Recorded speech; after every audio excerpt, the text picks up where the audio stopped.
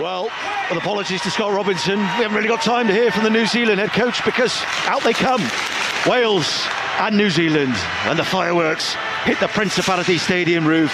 It's still dark, and Wales light up this ground here against the All Blacks, who they haven't beaten since 1953. Dewi Lake leads them out, and you can see as the mist and the smoke clears, the All Blacks gathering as well for the anthem here. We'll get their anthem and then we will get an a cappella version of Hein Glad van Hardai here. The band will not play it. It'll be left to the 70,000 crowd inside the Principality Stadium to sing it today in this third autumn test. Fantastic atmosphere here at this cathedral of Welsh rugby. They don't expect much, but they hope it'll be a game they'll remember. And before kick-off, in 8 minutes, it is time, as ever, for the two national anthems at the Principality Stadium, starting with the visitors on the back of their loss at Twickenham last weekend. Here we go.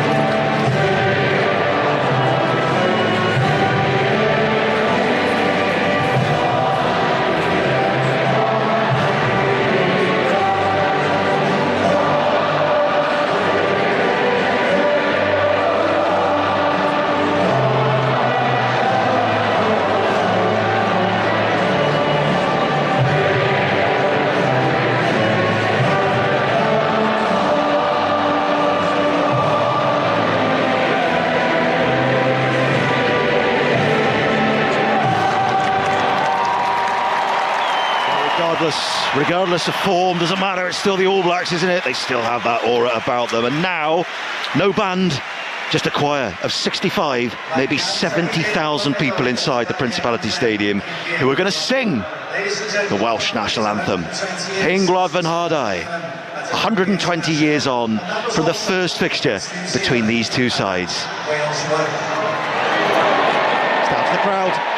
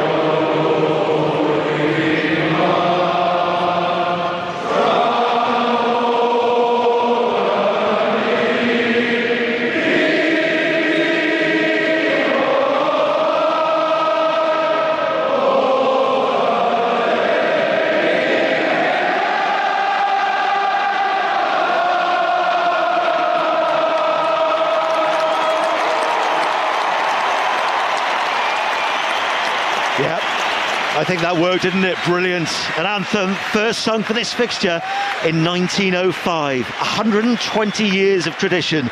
That's what they've been talking about here in Wales at the Union this week. But of course the history that most fans will be familiar with is 72 years since Wales last beat New Zealand. It's all been one way since the All Blacks ever since 1953. And of course it would be a monumental shock if that were to change today.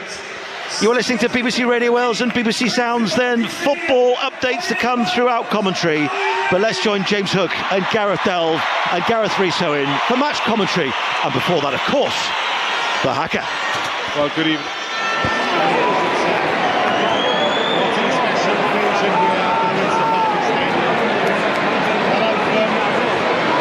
Had buzz, had passion, had enthusiasm, had calon. And now we turn to one of the spectacles of global sports. The All Blacks preparing for the Haka. And Cardiff and the supporters responding in kind. Arrowhead formation. Silence falls.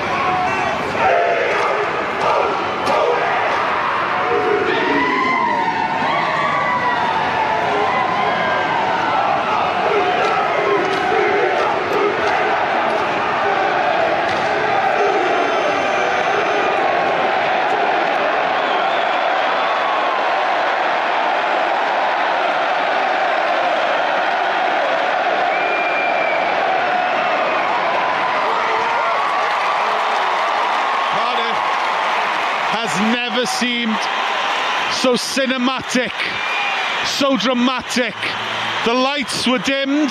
There was one spotlight hanging over the All Black Arrowhead, led by Reiko Ioane. The crowd responded, and that was something rather special in the Principality Stadium. It's a Union, it's a building that's often criticised for not delivering. But James Hook, pre-match, has certainly done that. Outstanding, outstanding. What an atmosphere here, Gareth. Just as we expected, as you say, the pyrotechnics have added to it, but the team need to respond now, and where it matters is on the pitch so the game kicks off. But what a start, what an atmosphere in here. 5 changes to the Wales team, a squeeze past Japan. Headline Harry Deeves starting, Alan Wainwright out, Plumtree starting at 8, Alex Mann to blindside, Joe Hawkins his first start in 2023, Rodgers in for Adams on the wing. 12 changes to the All Blacks in total, only Scott Barrett, Parker and Will Jordan keeping their places. Names missing, Adi Surveyor, Bowden Barrett, Roigard, Cody Taylor, but Damien McKenzie does start, and there's experience in midfield, Leonard Brown and Reiko Ioane, Scott Barrett's captain. Pre-match done, Gareth. But Wales have been good at pre-matches for years against the All Blacks. Yeah, that was special, Gaff. I think it's times like this, mate, you really miss the game and then you realise how physical, how nasty this is going to be, and the joint sees up. But that was special.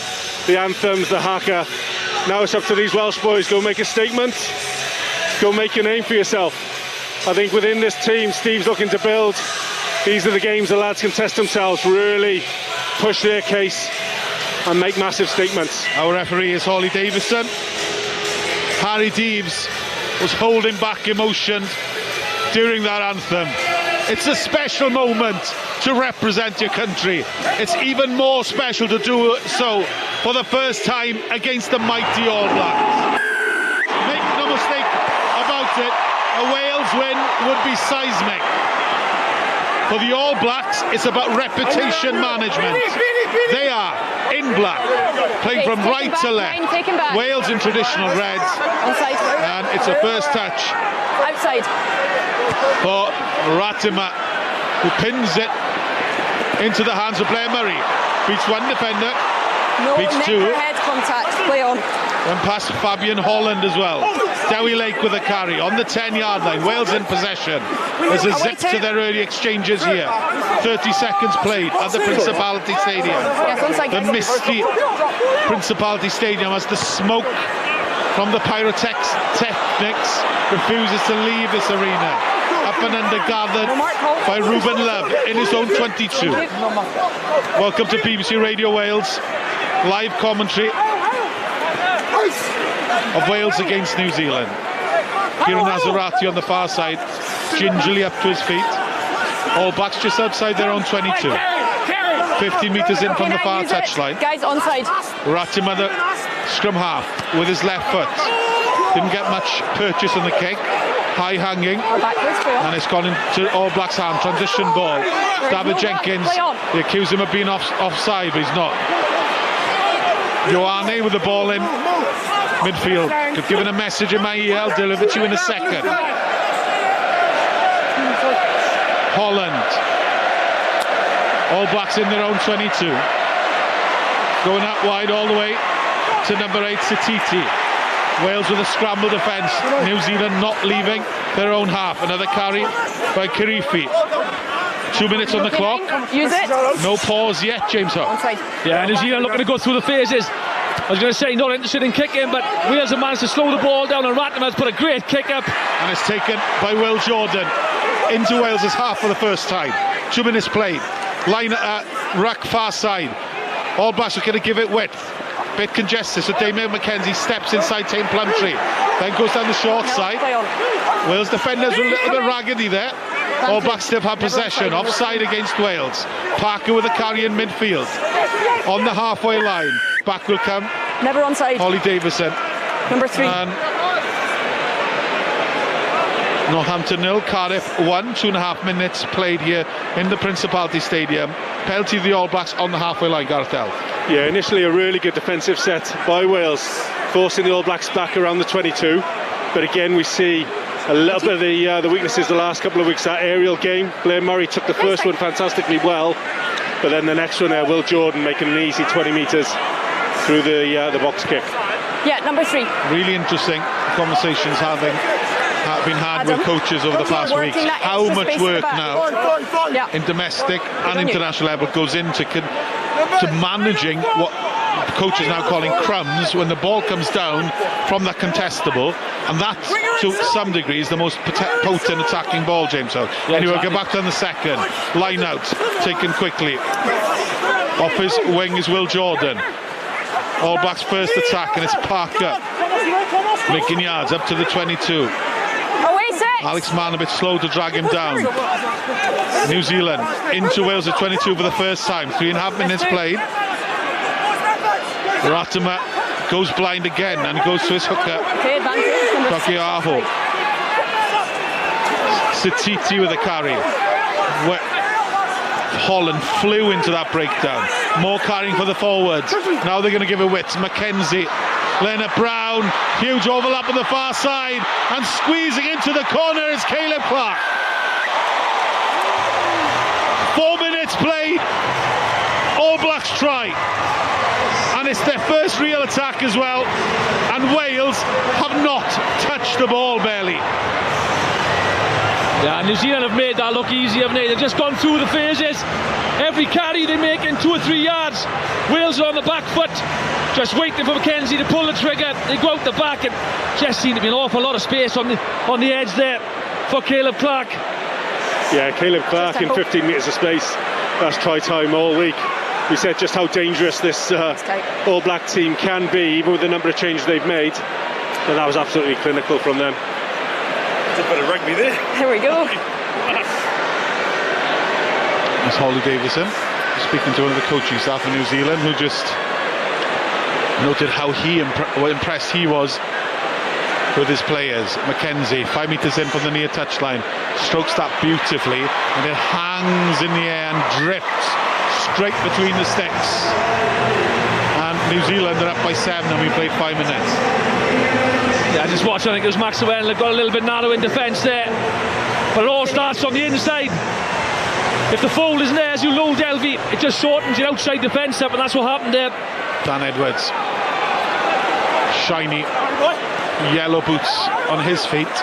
Every single member of the New Zealand team, for commercial reasons, wearing exactly the same boots themselves. Yeah, take him back. And it's the Adidas fluorescent yellow shoes Oh, back by red. of Cortez Ratima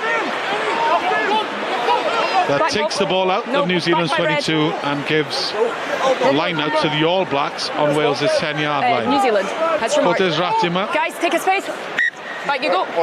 to my mind, the only man in international rugby named after a pair of trainers. Nike Cortez. No 9. And he will guide his forwards here from a distance, because New Zealand have a full line out and they're looking to set the drive and more. Cortez shadowing the 8 forwards who are now rumbling up towards the halfway line. 6 metres out, far touchline. 6.5 played here at the Principality. 7-0 All Blacks. Atiti, first receiver, gives it to Leonard Brown. Round the corner comes Mackenzie. Mackenzie to Love. Love to try score a Caleb Clark against Blair Murray. Blair Murray shepherds him well and drags him towards the touchline. But Clark is up to the 22. Mackenzie in midfield. Scott Barrett with a carry. Wales are tackling shadows at the minute. Just cannot get possession.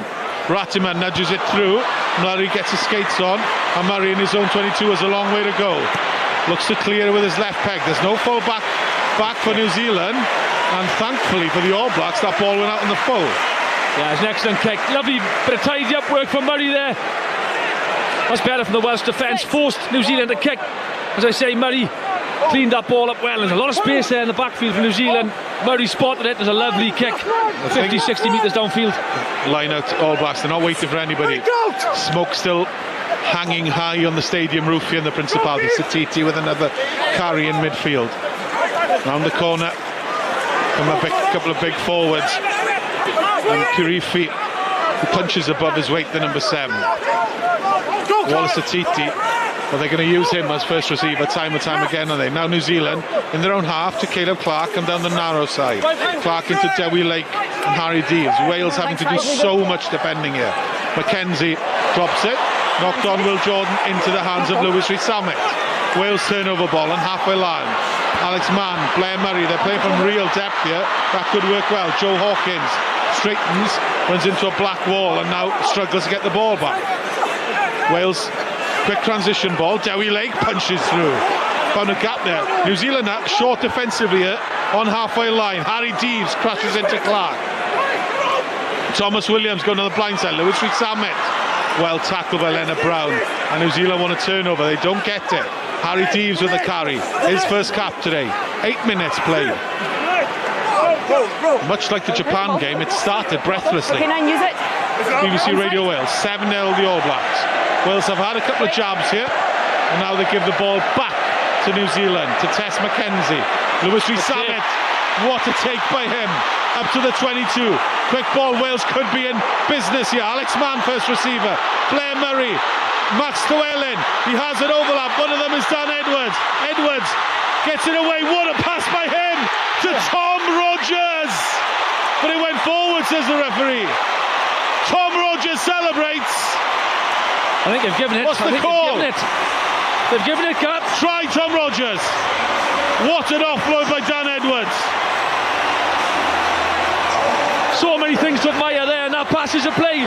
What a kick from Thomas Williams. Zammit got up really well, took the ball, not allowed Wales to get on the front foot. And as you say, the space was on the left-hand side, and you get a chance to watch the replay of Dan Edwards' pass out the back door. And that's brought the crowd to life. For me, it's going 10. Try for Wales. Try for Tom Rogers. And it's the work of Dan Edwards who provides it. Still so much work to do. The drift defence was on him. One hand for the handoff, the other for the backdoor pass. And Wales are right back on this after 10 minutes. Edwards with a conversion Thanks, David. is successful. All square, 10 minutes played. 7-all. Yeah, probably goes back to that. The ambition to play was superb. Fantastic kick by Thomas Williams. Scratched the roof. And Reece Zammit. Bit of criticism over the last couple of weeks about our aerial play, but he ruled the skies there, and the ability to pick off numbers in the wide channels was superb. Tom Rogers celebrating in the grey mists of the Principality Stadium. That smoke refuses to disappear. Neither there's the waft of, I think, of pizza, which seems to be surrounding us here in the commentary point as well. Wait there, Of a certain brand. I think it's got quite a unique smell. Wales do not get it off the field. Ruben Love told to get it up into the air. He ignores Damien McKenzie, tries to counter-attack, and he's collared on halfway line. And Wales might get a turnover here. They don't. Down short side they go. Fabian Holland gets it. So to Karifi. Okay, 9, use it. Ratimer will look to kick it here. Under pressure from Adam Beer. That kicks a little bit too far. Harry Dees with possession. There is a wrap there. Big collision with his opposite number, Fifi. Alex Mann, first receiver. New Zealand competing on the deck. New Zealand getting a penalty on the deck. Jackler in position. And the Jackler got in there so quick. Number And 8. Alex Mann playing with fire, Off feet. running from his own 22, penalised right in front of the sticks. And his Tim Plumtree, not for the first time in his career, is penalised. But that was panic stations, Gareth Delve, because he knew Thanks, Tim, that's the All important. Blacks were their numbers at the breakdown. Yeah, I thought we were a little bit fortunate then with the Deves carry as well, just letting those carriers get isolated.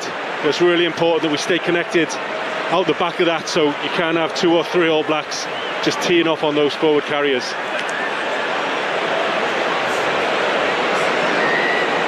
Damien McKenzie, 80% success rate at Super Rugby for the All Black 10. He should kick this with his eyes closed. 27 metres out, directly in front, and that's what he does. So New Zealand back in the lead, 10-7, 13th minute.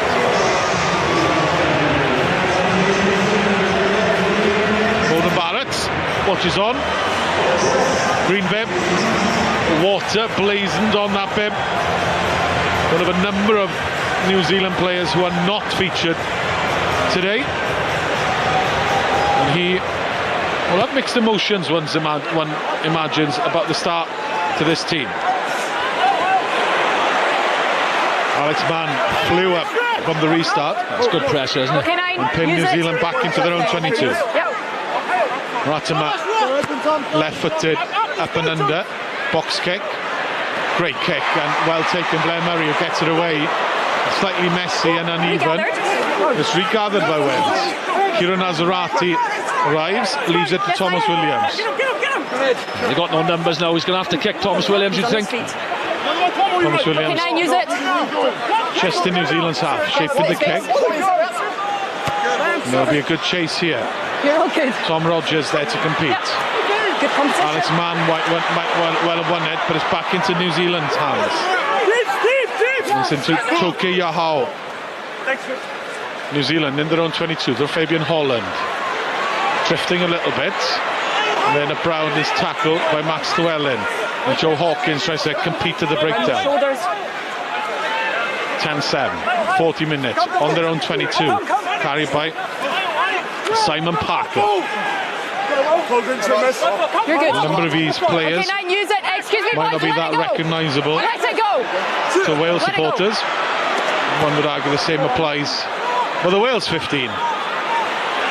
Nine tidy passage of play ends up with Harry Deves in possession in New Zealand's half, and he kind of wrestles his way out of a Barrett tackle.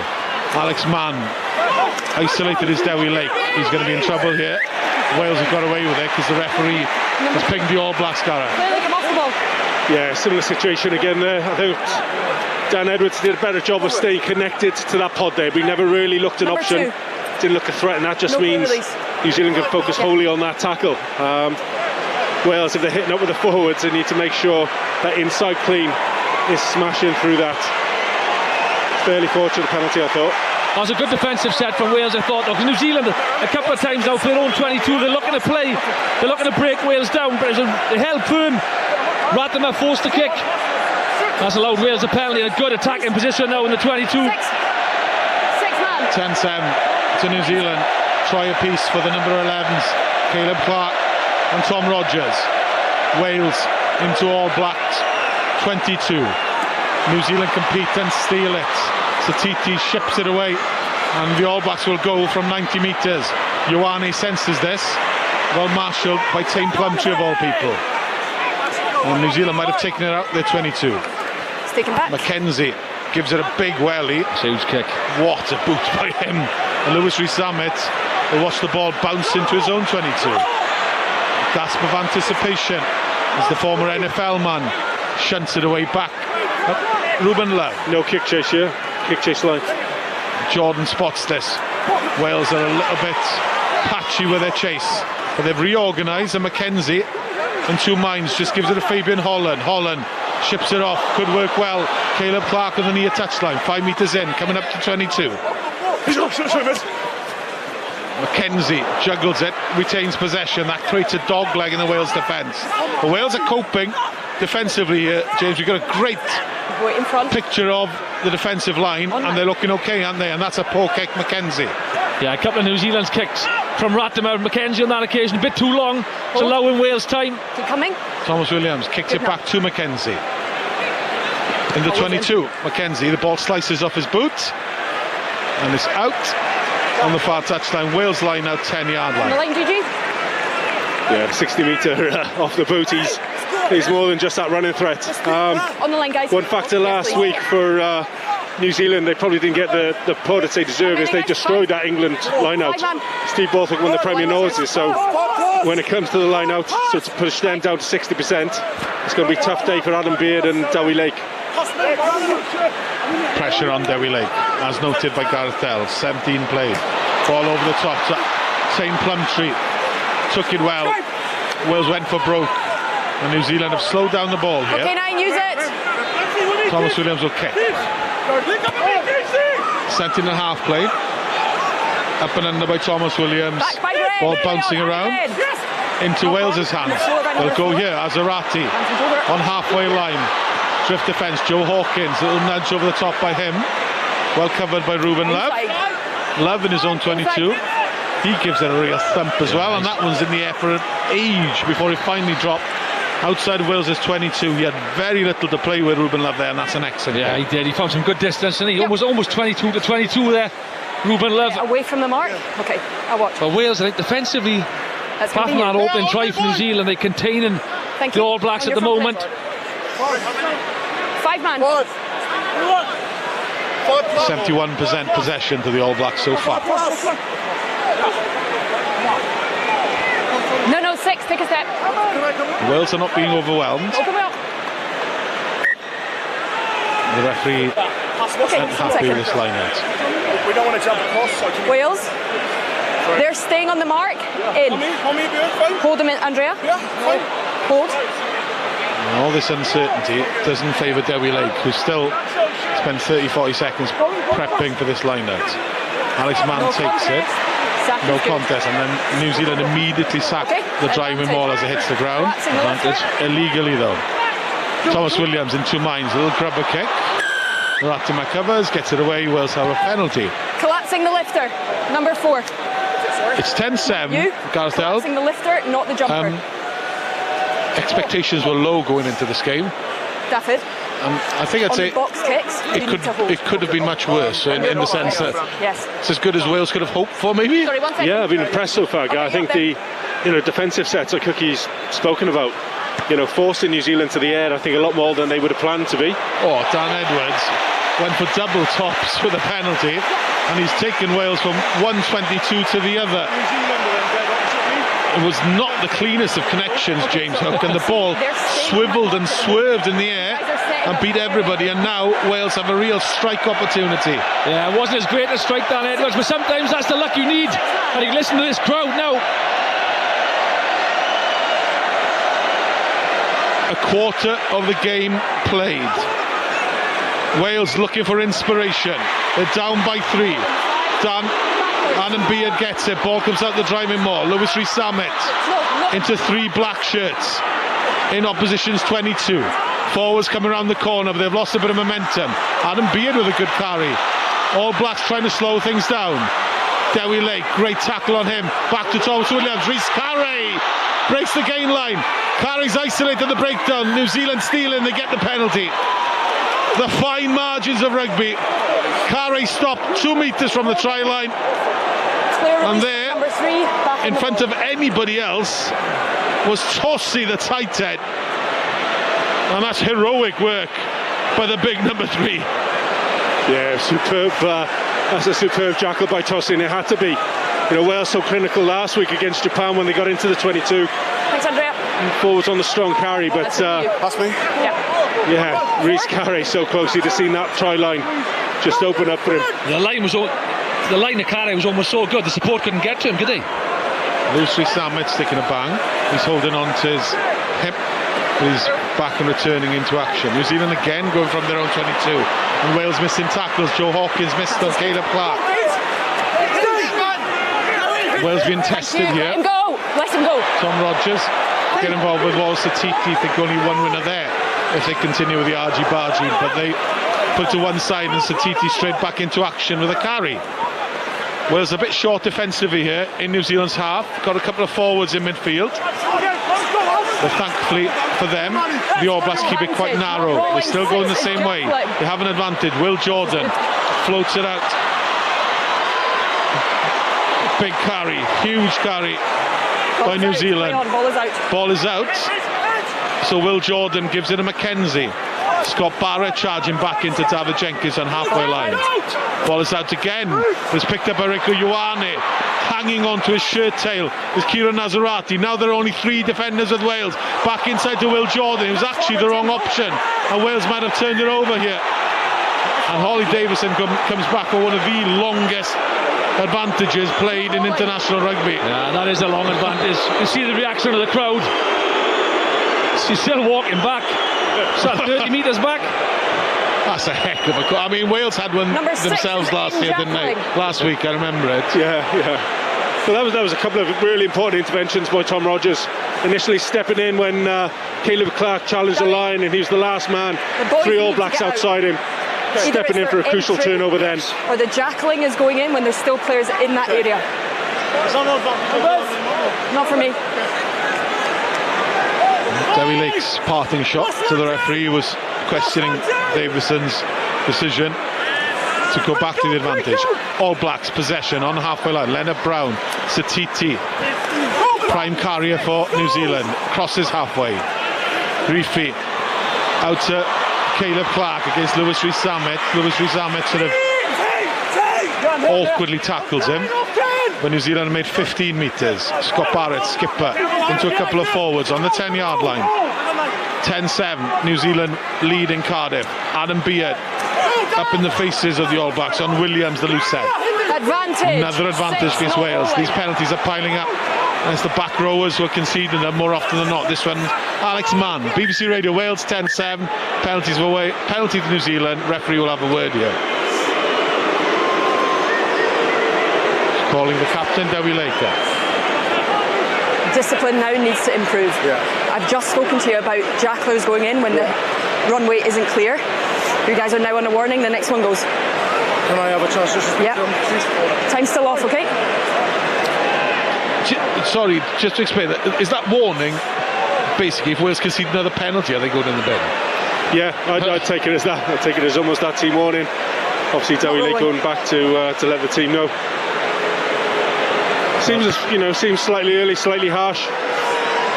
Cardiff has scored against Northampton, 1-1. Perfect. Yeah. It's still 1-0. Sorry. Guys, how many? 7. Goalless between Ipswich and Wrexham. Yeah, I'll step in. Oldham 0, Newport 0. New Zealand line out. Small. Break out! On the shores of the 22. Loose pass taken by Leonard Brown. Ratiman looks to go back to the short side, but he pats it to Kirifi. Kirifi on the 22. All Blacks looking for their second try. Riku Ioane, some strike rate, 9th on the all-time New Zealand try record list. Spilt by a couple of forwards, and relief for Wales there. Steve Tanley in the coach's box, as relieved as most of the 70-odd thousand here in the Principality Stadium. So, try a piece. Caleb Clark scored That's your mark. after 4 minutes. Tom Rogers responded for Wales after some excellent work by Dan Edwards, and then the Damien McKenzie penalty, the difference between both sides. 10-7, 25 playing. I don't know what you think, Delvey. After that Clark try early on, I think Wales defensively, structurally have looked pretty good. You know, it's just the needless penalties. You know, like Holly Davidson, the referees saying not to go in for the Jackal.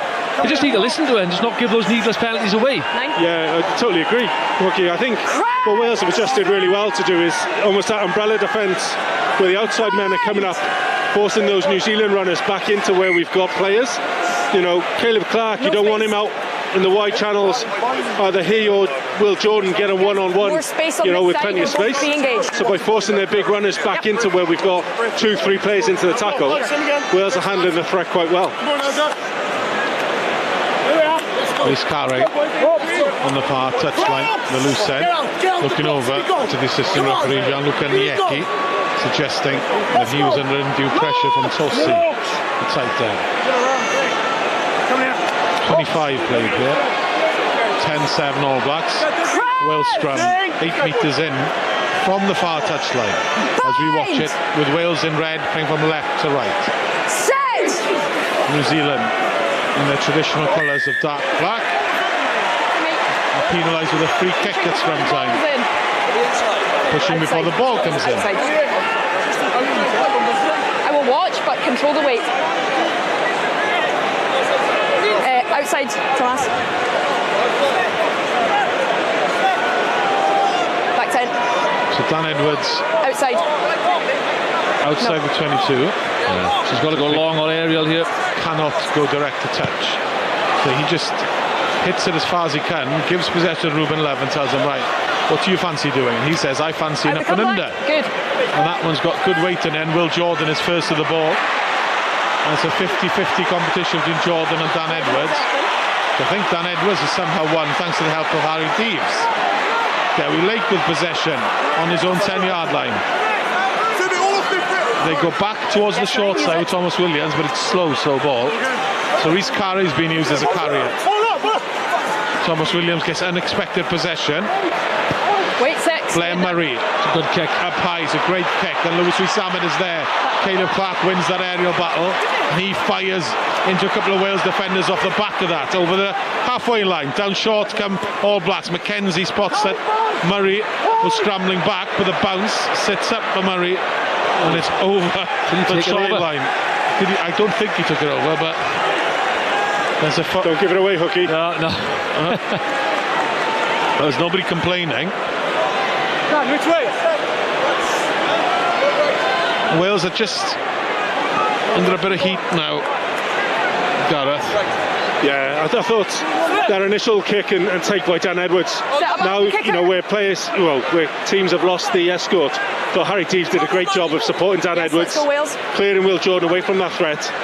But it's the ones we don't win. Caleb Clark then bringing that ball down and bumping through 2 or 3 tackles. Mackenzie's got Wallace Satiti. Satiti has a 20-metre charge, and he's just sacked by a couple of Wales defenders who went super low, and he sort of just got clipped on his heels. Mackenzie gets it away. Leonard Brow, good hit on him by Max Llewellyn. Wales looking okay defensively here. Love breaks the tackle. He's only got Murray left to beat. Murray comes across, but Love dives early, and his momentum carries him under the posts. And just like that, the All Blacks show how clinical they can be. As I said, they were coping defensively. The commentator curse comes in, and it's Ruben Love's try, and New Zealand stretch their lead. Yeah, right on cue, as you said, but I was just about to say how well Max Llewellyn is defended at the moment. And as the phase after with Wales, they had numbers on New Zealand, didn't they? But it's just Ruben Love, just off that right foot, stepped inside, and a gap opened up and showed his pace. And as you say, just like that, New Zealand can pounce. I think he's just picked on one of the big boys at Numbis, Carrier Azarati. We've seen the man opposite him. That press from Wales has been so good so far, but just picks off the big man. Mismatch in the middle, and it's a one-on-one. I think it's Rhys Carry, just doesn't quite come up on the inside. Difficult tackle for you, Lucid, but you need to be making those. Yeah, 100%. You know, like you say, structurally we were there, numbers-wise we were there. Just needs to make that tackle, and that's what New Zealand are looking for all the time. Just those mismatches. And Ruben Love, the New Zealand fullback, on our loose head prop. There's only one winner. It's not that as if he beats him for pace. Rhys Carry does miss a tackle there, doesn't he? Yeah, simple, straightforward miss tackle, right gut.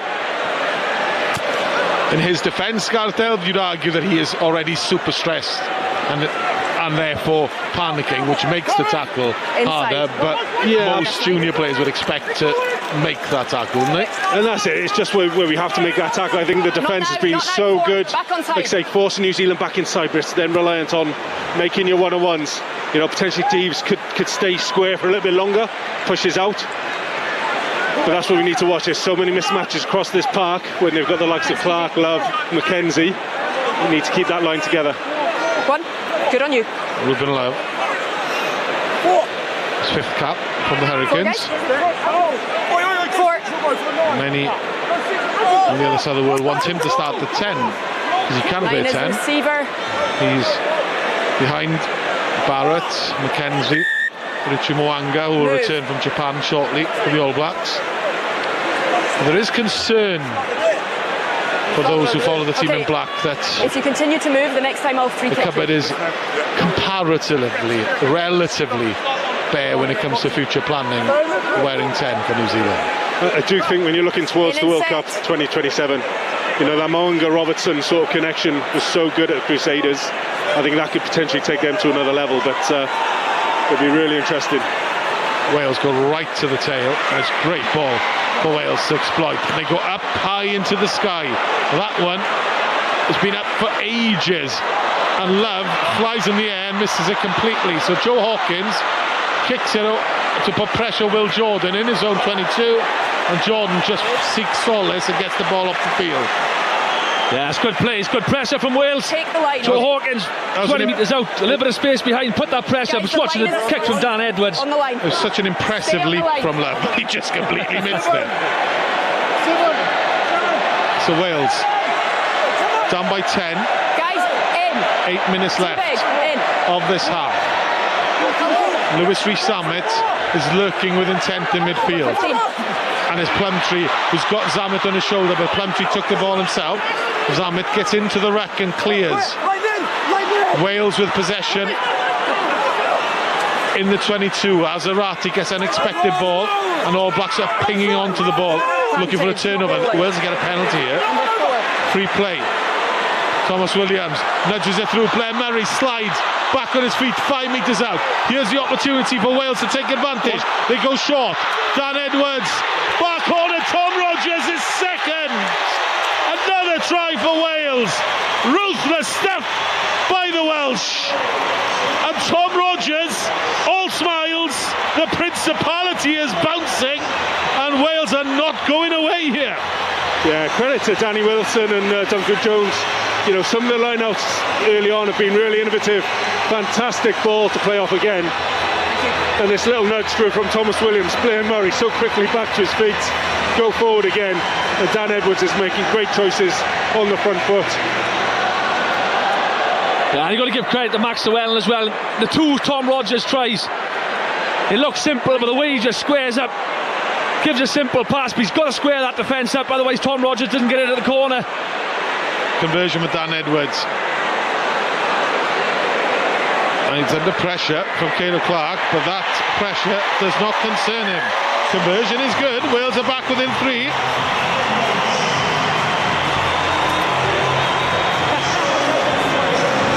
Now they're kicking on their sway before he took a step. So Thomas Williams, a little dummy kick. It's got to be a step. Blair Murray is aware. He's supported by Tame Plumtree. And then when they go down the short side, it is simple hands and simple effective use of numbers, but don't discount the work done by Max Llewellyn and Dan Edwards. Yeah, and that's the beauty of having that penalty advantage. Thomas Williams, box of tricks. can try what he likes really, and it comes off. And Tame Plumtree spills the restart. Knock on. And Thomas Williams turns to the referee and the assistant referee to say that ball technically went backwards, but in my rules of rugby, or in my own personal law book, if you drop a kick like that, it's borderline tough luck, I'd say, Gazelle. Yeah, it's always a bit of a coach killer. It's when I was just sat under that steepling kick with that sort of pressure bearing down on you, just got to take it. Yes. Take the hits that are going to come. But D time again for Wales. You don't want to be giving away that field position straight off the kickoff. They need to front up now.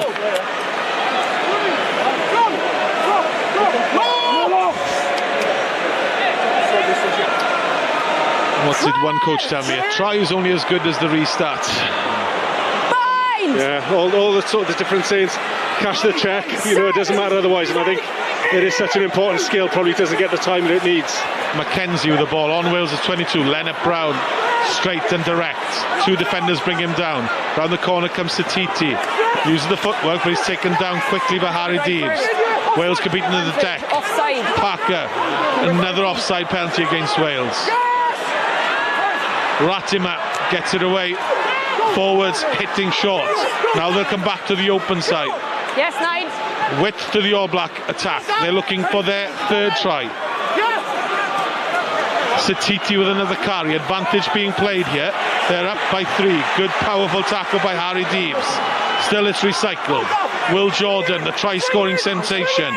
He's stopped. Barrett, Mackenzie. Caleb Clark is stopped by Tame Plumtree, and Plumtree himself just slows down possession by lying all over the ball. Mackenzie, Leonard Brown. Hawkins slips off a tackle, but other players come to Hawkins' rescue. Satiti again into a couple of Wales defenders. He's stopped by Dewi Lake, and the penalty will be called again. Again, it's Wales' defence holding strong, but it's just that indiscipline, isn't it? They just forcing a little bit too much. Just too tempted to get into the ruck, and it's the pressure New Zealand to put it on Wales. And they've opted for the corner this time. Mackenzie took the 3 points last time, but he's gone for the juggler. 13. Kieran Nazarati is receiving treatment. 13. Harry Deeves is taking Discipline improved for 10 minutes. You're now back in a warning. Yeah. We're going to draw welcome here, listeners can we play on? in the north. Wales are down by 3. Medics on. Goal is between Ipswich and Wrexham. Up to the top end of the championship. Jeff Davis, Wales team doctor, is giving some assistance to Kieran Nazarati, who's got a neck issue, which is not an uncommon problem when you're a front rower, and he's just doing this head stretches. One wouldn't be surprised if he continues, but he perhaps just wants a little puff of breath. Yeah, it's might not be the worst thing. Grab a breather. Hopefully he's good to continue. I was just keeping an eye on Harry Deeves then across that last passage of play. He's absolutely fantastic, you know, making some really good decisions when to get involved at that breakdown. Locked in a couple of All Blacks sort of cleaners and really making a nuisance of himself. But really smart about which breakdowns he entered, when to bounce around that corner. Good start for him so far. Thank you. All good? Time back on. Wales are under pressure come the geography of the field, because they are defending an All Black line at 7 metres out. They're on a final warning as well. 3 minutes left to survive of this half. Dropped at the front. New Zealand undercooked compared to previous generations. Under pressure, they go to the front. Wales stop it. They bring the driving maul down with immediate effect. And they're screaming that they've got the ball back. They're not getting it. Plumtree verging on offside. And All Blacks break through a tackle. Weak tackles. Super weak tackles. And it's Williams, the loose head, who bundled over powder puff defence. And Rhys Carré and Tame Plumtree and Thomas Williams look at each other as if to say, what happened there? Well, what happened there is that the All Blacks have scored a third try, and it's just before half-time. That's such a shame, because Wales did so well there. If he didn't need to sack that initial drive, and then Jess Williams just carries way too high, isn't he? Williams, the loose out of New Zealand, gets underneath Carey, has a little roll, a little wriggle, and he's over. And as you say, Gar, way too easy. Yeah, the two props, Carey and Azarati, just around that, you know, you're expecting them to send those All Blacks backwards. We have checked it. Scott Barrett does so well just to pull his man through that latch during and pre-contact. Yeah, that's what we had last. Just to add so much weight to the carry. Conversion successful by Damien McKenzie, who's brought his kicking boots. He's got a lovely languid style. Welcome Newport supporters in the southeast, and you've just missed Tamaiti Williams' try and the Cardiff support as well. 14:24, 90 seconds left of the first half. Oh, good, thank you. Well, Rhys Carey, the upside that he brings is huge. His ceiling is incredible. He's a big man who carries really hard. He's never been the perfect rugby player, James. No, well, you saw his line in the first 10 minutes. Outstanding line, but a couple of little errors there in defence that allowed Ruben Love to go over. And now Williams, the loose up in New Zealand, and all of a sudden Wales 24-14. Would have been fantastic, and what a lift it would have given this crowd if we went in 17-14 half time. But we got one more opportunity by the looks of it just before the break. Yes, stay there, Black, stay there.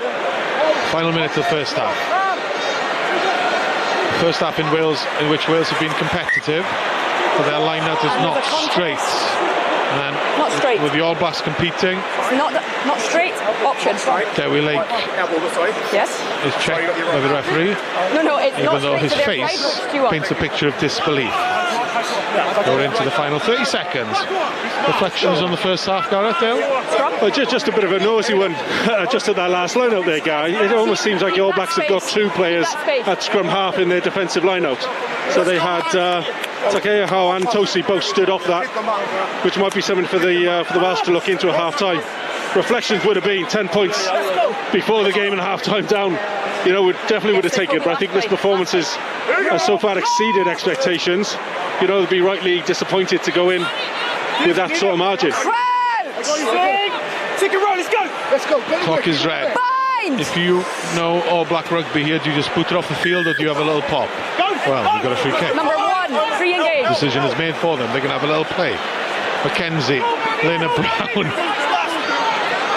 He's a no-nonsense player, Leonard Brown, isn't he? He's only going one way, isn't he? No. He's really direct, but New Zealand continuing that trait, just trying to play from anywhere on the pitch. Been knocked on, and Alex Mann is involved. Bit of afters with Caleb Clark.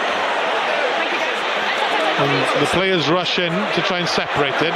Ironically, the scuffle had already separated, so the 10-odd players that arrive on both sides have sort of made the situation worse. What you needed there was the old ice hockey rule, which is let them fight it out, and when it separates, let them go. But anyway, with that, the referee's in the middle of that melee, has blown the whistle for half time, and 2 tries for Tom Rogers has kept Wales in this game. The All Blacks have scored 3 themselves. Clark, Love and Williams. McKenzie has been perfect with his boots. Plenty to chew on, plenty to think about. Now this game is not necessarily over, but Wales still trailed by 10. Half-time score 14-24. Yeah, when they trailed by 3 points, there was a kind of cautious excitement around the ground. The fans maybe just beginning to sort of think, well, couldn't possibly, could we? After all these years, be on course to beat the All Blacks, but then a third try for the men in black, and the gap is 10 points, and maybe just another little bit of a reality check about what Wales are up against. But they have been competitive, and as Gareth Delve was saying, it has been better than perhaps most of us were expecting it to be, certainly in terms of the scoreline. The football half-times, by the way, just to remind you what's going on in the football before we go around those grounds. Ipswich 0, Wrexham 0 in the Championship. Cardiff 1-0 up at Northampton, meanwhile in League One through Joel Colwill.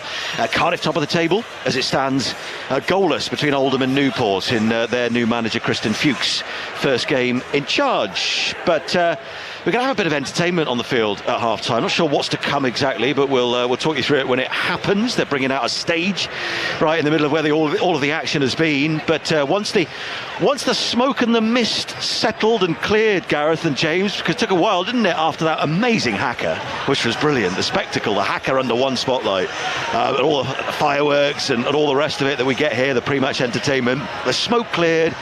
And we had a real game, a real contest. But are Wales doing much better? Is that fair to say they're doing much better than you thought they would do? Yeah, I genuinely did worry, Hunty, that after that build-up, that the game wouldn't quite meet that expectation. So the All Blacks came out firing, but this Welsh team, you're so proud of that first half. I think obviously New Zealand scored off a couple of snapshots, a couple of missed tackles, but in the most part, it's been exceptional. And I'd say the pick of the tries. Tom Rogers' first try was absolutely outstanding, so this Welsh team more than playing their part in a fantastic spectacle so far. Yeah, 2-try Tom Rogers doing well, Dan Edwards doing well with the boot. James, what they don't want to do is undermine their own good work, do they, by not making the tackles, as we saw there for that third New Zealand try. Yeah, exactly, and it's our own undoing sometimes, Hunty. She would score a great try, our second try from Tom Rogers, then we dropped the kick-off and allow New Zealand straight back into the game. There was a couple of sloppy penalties which we've given away, which I think are needless, because our defence structurally looks pretty good. And there's a lot of positives. To answer your question you just asked, Delvey, we're a lot better than we were last week. I think we've taken opportunities, any chances we got on the edge, we're really attacking the New Zealand defence. And Max Llewellyn, I think, a couple of really good defensive reads.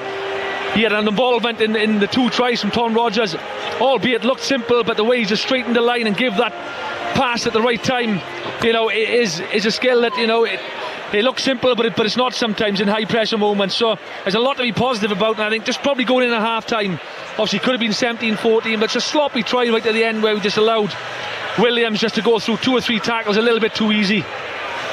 All right, second half commentary to come then. We're just 10 points in it. Wales 14, New Zealand 24 at half-time. So, Wrexham drawing at Ipswich, Cardiff leading at Northampton, Newport goalless at Oldham, and earlier on, Swansea City starting life without Alan Sheehan with a defeat at lunchtime at Bristol City. They lost 3-0, and, the new manager is on his way. Carl Roberts has been speaking with the caretaker, meanwhile, Darren O'Dea, about that loss, and also the presence of Vitor Matos at Ashton Gate, who is set to be named as the new boss. Yeah, of course, it was difficult, but the circumstances are the circumstances. Everyone knows where the club is at. There's obviously going to be a new direction. I will find out obviously pretty soon, but I think it's pretty imminent.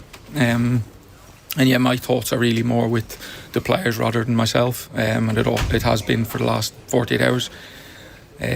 These lads can't be questioned in terms of effort. It's been an unsettled couple of weeks. That's what happens when you make these decisions in football, and ultimately now the message to them is just to stay together. There's a good group of players there, really good guys, and they'll be fine. Darren O'Dea, who has had one game as the caretaker boss, so the new manager should be in charge then early next week. You can keep up to date on the BBC Sport website. Elsewhere in the Championship today, Nathan Jones's Charlton lost 5-1 at home to his old side Southampton, while the league leaders Coventry came from behind to beat West Brom 3-2 and extend their lead at the top to 8 points. That's ahead of the 3 o'clock games, which are currently Birmingham 3, Norwich 1, Derby leading Watford by a goal to 0. The Rams face Swansea on Tuesday. Leicester are 2-0 up at home to Stoke. Jordan James and Serba Thomas both involved in that. Oxford 1-0 up against Middlesbrough. Portsmouth lead Millwall 1-0, and it's 1-1 between Queen's Park Rangers and Hull City, so goals in all of those games. And in the Premier League, Chelsea winning 2-0 at Burnley earlier on to go second. West Ham 2-0 up at Bournemouth. Callum Wilson with 2 against his former side. Brentford lead 1-0 at Brighton. Goalless between Fulham and Sunderland with Harry Wilson starting. Nottingham Forest are 1-0 up at Liverpool. Nico Williams starting for Forest. Champions 8 points behind leaders Arsenal. They've got a game in hand. It's the North London derby against Spurs tomorrow. Wolves 0, Crystal Palace 0, and Newcastle against Manchester City at 5:30. We're going to go to Portman Road, where it is Ipswich 0, Wrexham 0 at half time. And Ewan Roberts, the former Wales striker, is watching. What kind of game have you had, Ewan? chances have been few and far between, and I think I gave it a kiss of death before in the build-up, saying, guaranteed goals, Ipswich second top scorers, Wrexham joint fifth top scorers. Wrexham haven't had a shot on target, but I tell you what, they've defended absolutely superbly. There's a really good defensive shape about them. There's good organisation, there's good communication. They had a bit of a problem with Jaden Philogene in the opening half hour. Ryan Longman he struggled against him, in all honesty, but he got to grips with him in the last 15 minutes. They just need a little bit more going forward. We haven't had enough from Sam Smith and Josh Windass. They've worked hard, they've done their defensive duties, in all fairness to them, but they haven't really offered too much going forward. So I think Phil will be delighted with going in at half-time goalless. As I say, defensively they've been good. Okonkwo hasn't had a great deal to deal with. Just need a little bit more going forward, and I'm wondering what sort of time he'll look to his bench and look for the likes of Nathan Broadhead, maybe Lewis O'Brien, Ryan Hardy to come on and maybe impact this game. OK, well, I think you are about to get going in the second half shortly, so we're going to hand you back to the commentary team there at Portman Road on FM in North Wales. Let's rejoin Ewan Roberts, who is alongside Mark Poyser for the second half of Ipswich versus Wrexham. Well, elsewhere, a spectacular light show going on inside the Principality Stadium at the moment, with some DJs performing down on the field at the moment in kind of dark jackets and wearing masks as well. Quite an amazing sight. We're in darkness as well at the moment. Meanwhile, at Sixfields, it's Northampton 0, Cardiff City 1. Nathan Blake, former Wales striker, watching this one. Joel Colwell, Nathan, with that first half goal.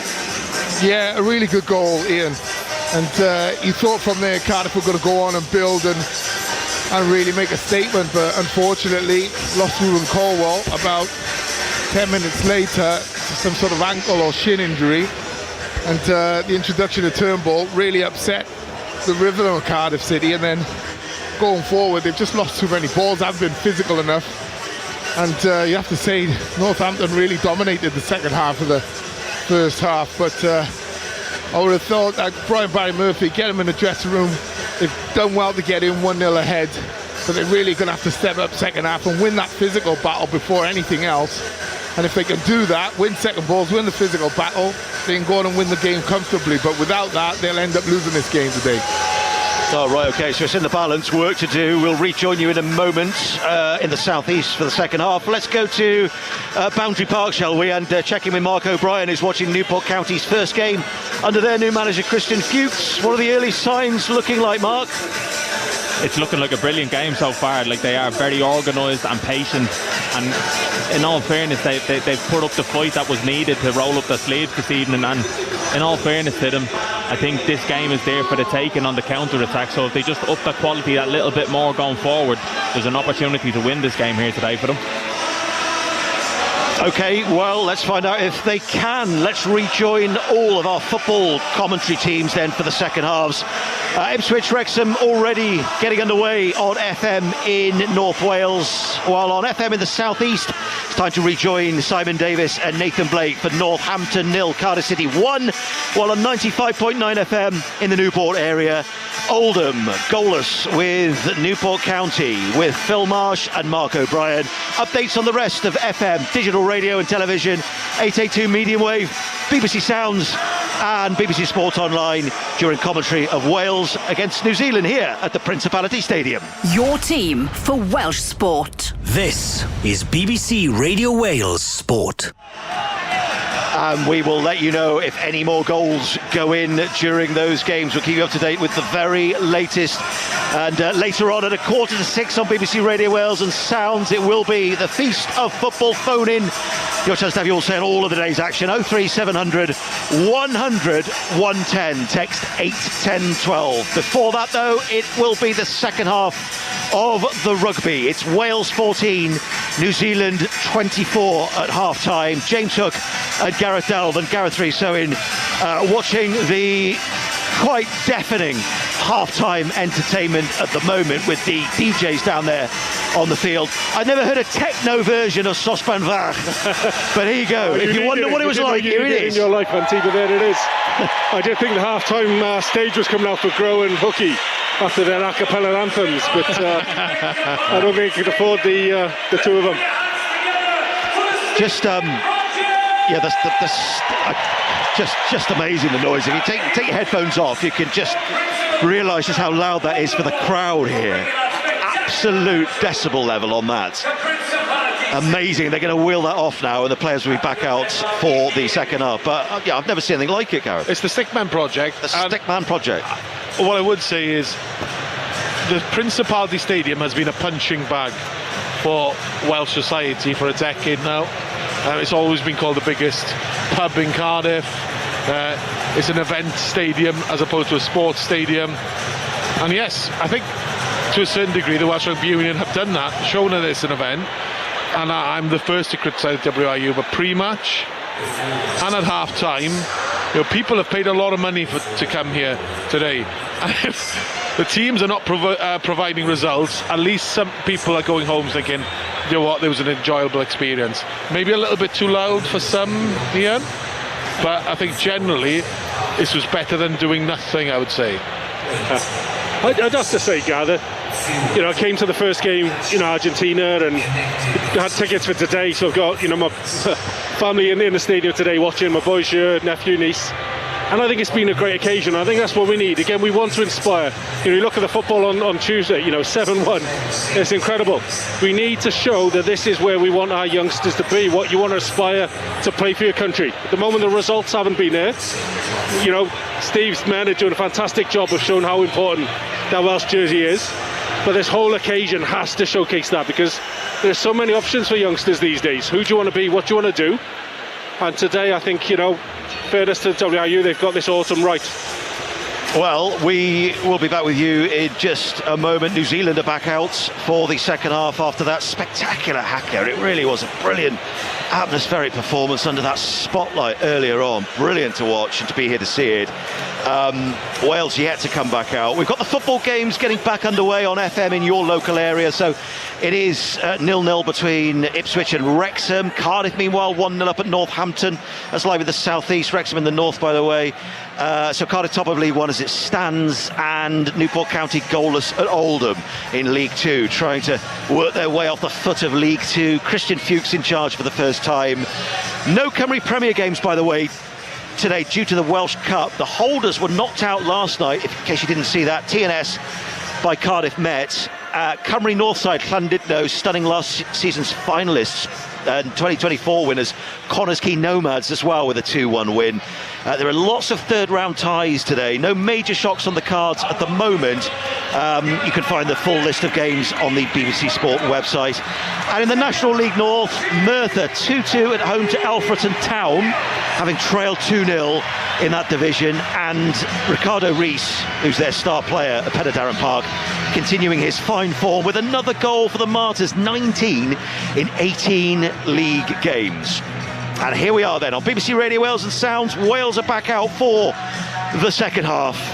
And we'll get going again with James Hook, Gareth Dell and Gareth Riso. And there's always that pressure, that slight pressure, Gareth, isn't there, to maybe have a line or two up your sleeve, just in case today is the day. And there's only 10 points in it at the moment. I think there's more pressure if Wales win. I'll burst out in tears, Ian, considering what we've gone through over the past 2 or 3 years. Nobody expects a Wales victory. No one has called it, and that's due to two things.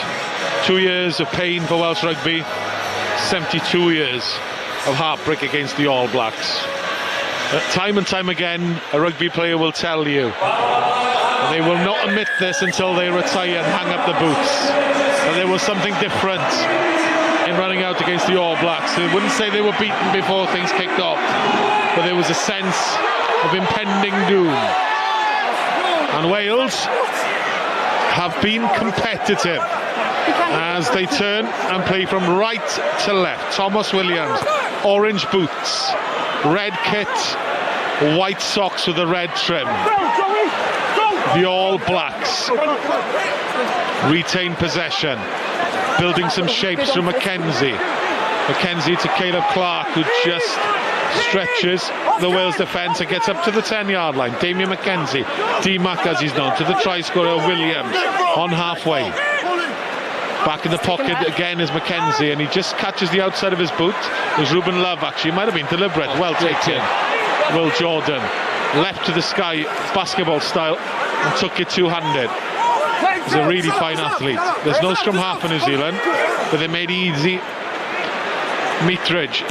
Love charged down by David Jenkins. Got a long way to go, but he does the sensible thing by getting to the ball, and it's good ruck play by Wales. They focus on possession, and it's excellent stuff. Thomas Williams now arrives. A little bit slow. Joe Hawkins floats it out to this man, Lewis Rees-Summit. Barely mentioned him, and he's in a bit of traffic and going nowhere. But he finds safety of the ruck. Forwards arriving at Kira Azarati, who powers out of a tackle. Fabian Holland.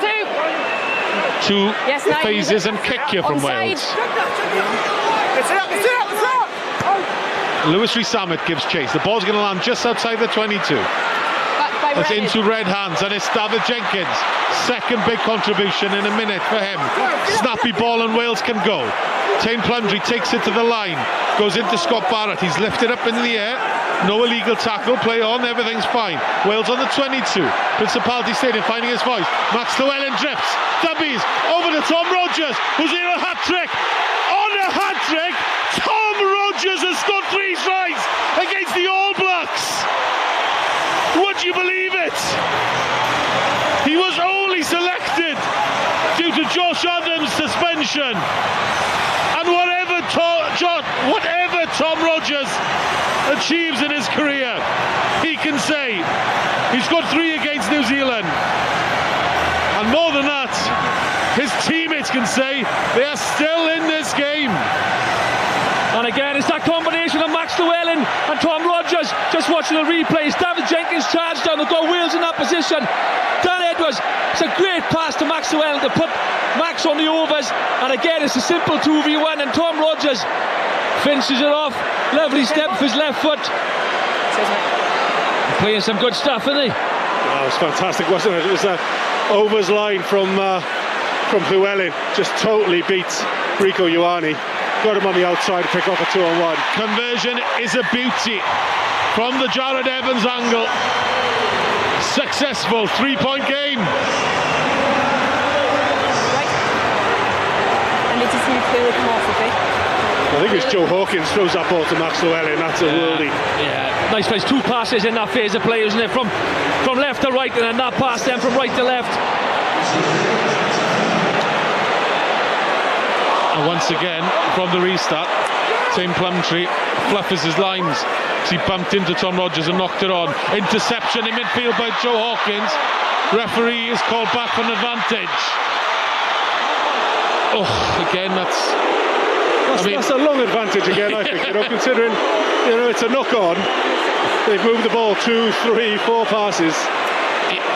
Okay, they've gone backwards, so the intercept point is taken maybe 10 metres back. Let's get an update from Oldham. Things are quiet now. Let's go over there right now. And that one away. Here it is, and Oldham have taken the lead at Boundary Park. It's a easy finish for Josh Hawkes after some nice work from the substitute Kane Drummond. Mellon's initial header saved by Jordan Wright, but the follow-up from the midfield has found the bottom post. Work to do now for Newport County and Christian Fuchs, his first game in charge. It's Oldham 1, Newport 0. Phil Marsh, Boundary Park. Christian Fuchs, the Austrian from Austria, and Leicester City fullback, has taken charge of the county. Meanwhile, at the Principality, Wales are down by 3 against New Zealand. Tom Rogers has scored a hat-trick. That's your mark.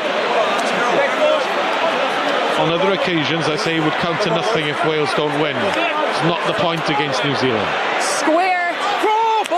Yeah, but after that Tom Rogers hat-trick, just watching the New Zealand players walk up the halfway line right to the restart, they were looking around. I think they're a little bit shell-shocked, to be honest with you. Don't think they were expecting this performance from Wales. And there's no Bowden Barrett, Ardie Savea on the bench. They still lead by 3. And they're still the All Blacks. And they have very solid scrum ball. On Wales is 22. Leonard Brown carries straight, and he's gone over Thomas Williams.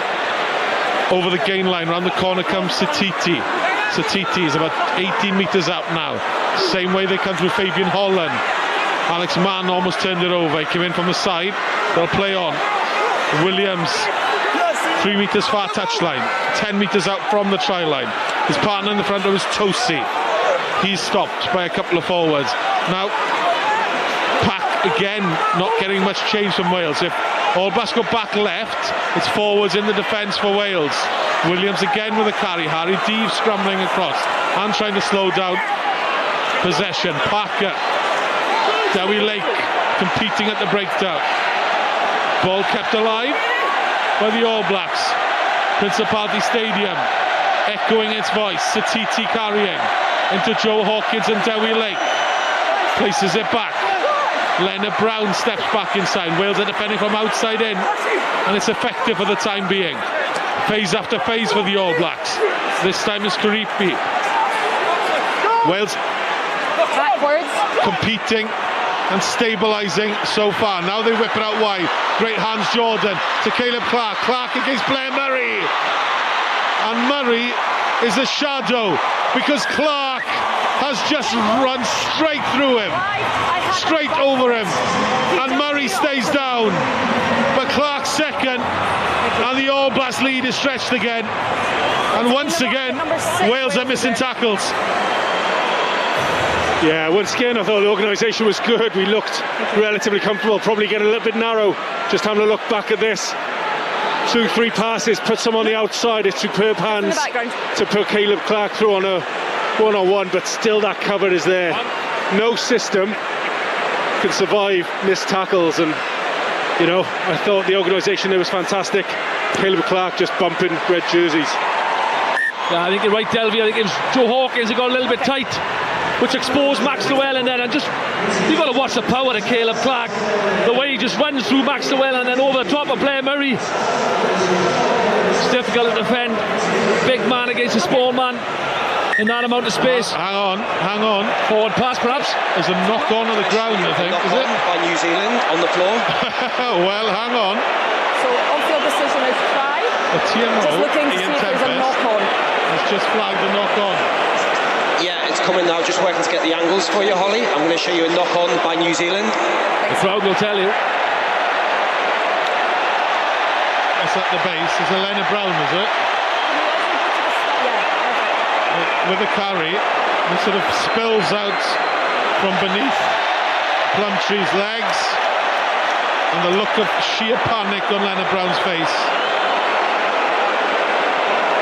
suggests that it was knocked on. He's definitely lost control, hasn't he? Temple, can you play that one more time? We agree. Keep it rolling, please. Angles are still coming. Thanks. So are they looking at the knock on or Louis Rees-Ahmed Chako? I thought they were coming back for the forward pass, but so we agree that it's a knock on, but the reason it's knocked on is because it's in its legs. No, it's not. But it is a penalty. It's not a penalty, it's been cleaned out. There's nothing that St. Plumtree is doing there that affects that ball. So to explain, St. Plumtree's on the ball. It is a knock on. It is a knock on because it is in the legs of number 8. So it will be a penalty to New Zealand. I don't even think it's a penalty. No try. There's no try because St. Plumtree is adjudged to have used his legs to remove the ball. I'm not sure if he could do anything else. He couldn't do anything. Situation. No, well, you know, appreciate the dark arts and, you know, wrecking breakdowns, but he's been cleaned out by 2 New Zealand players there. There's nothing sort of that St. Plumtree could do about that at all. I think it's a ridiculously harsh decision there, to be honest. Well, New Zealand have a penalty and they still only lead by 3 and they go into the corner. It would be the easiest of 3 points. And this would be a huge win for Wales if they can stop them. It's not on because they're in their own 22. I'm amazed with that call. I think if New Zealand score here, it's really, really harsh on Wales and Plumtree because For me, that was definitely not a penalty. New Zealand Back. turned down 3 points. They go to the line out and they go to the middle. Wales semi-compete. Messy ball into the hands of Jordan. And that fortuitous bounce could work in his favour. He's within a metre. He's held up. Try. Will Jordan's remarkable try-scoring record continues. It came from the bounce of the ball. I clearly have a grounding. Guys, I clearly 46 tries for him now. Equal with Sevilla, Cullen Rokocoko. Second on the all-time All Black try scorer list. Yeah. There's only Doug Howlett ahead of him. Clearly on the line. He got lucky, but he had a lot to do as well. Tell me, but I clearly have it in. Yeah, it's come from the bouncing ball off a line out. And Will Jordan, as you say, Gar, just pounced and he's done ever so well to get that ball down. Does he actually get it down? He's held up. I think he's held up there. There's a hand underneath that ball. Yeah, the TMO stepped in. So for the second time in 2 minutes. Ian Tempest going to be a popular man around Cardiff. From the angle we saw, there was no evidence there, was there, of that being a try? Andrea Piardi has just pointed to the referee, the assistant referee. Let's go upstairs to the TMO. Molly Davison and Ian Tempest are going to have another conflap. So Will Jordan hits the deck initially. He's short. Later. Thomas Williams gets his hand underneath it. And then Tom Rogers arrives. And as the ball looks to be placed down, there's a forearm between Rogers and the try. I'd be amazed if that's given, unless we have a better angle. No, well, we're looking at the other angle from behind. You're not going to see much on this one we see in here. But it's Tom Rogers' elbow. I don't think he knows much about it, to be honest, because he's facing the other way. But so that's the angle I saw when it is grounded. Are we saying that it is initially held up? Stop. So Scott Barrett wants to get involved and have a little chat. Just look at the last angle again. Yeah, no problem. Because on-field decision is try, so it needs to be conclusive to overrule you. So just stand by, please. No problem. So Holly Davison has seen the ball placed. She's seen it grounded, but I guess the question is, how long does it take for it to be grounded? Take your time, Temple.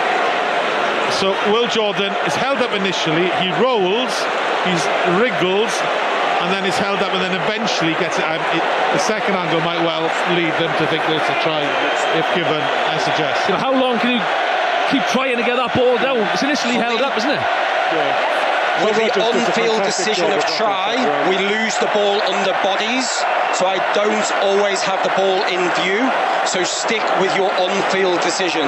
Okay, Temple, just show me that one more time though. Yes. Because what we just need to make sure is, I have the ball eventually on the ground, but is that secondary to it being held up? So the referee is sort of talking her way out of her initial decision here. But I think what she's thinking, guys, right, I think it's held up there. As we see it now, it's held up.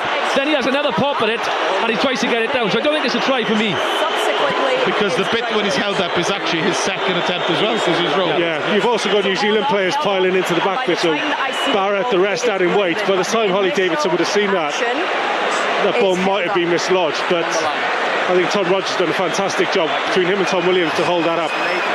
It's all one big pile of red, mostly red bodies, and then a couple of black ones who sort of flop on the top. Scott Barrett amongst them. Damien McKenzie is standing with his hands on the hip. Okay. We've got Nigel Owens on the left-hand side. He's shaking his head as in no try, so that's good enough for me, Gar. 49 minutes on the clock. Wales players are now warming up and doing some stretches. Action is held up, so it will be no try. Big moment. Second try chalked off by the referee.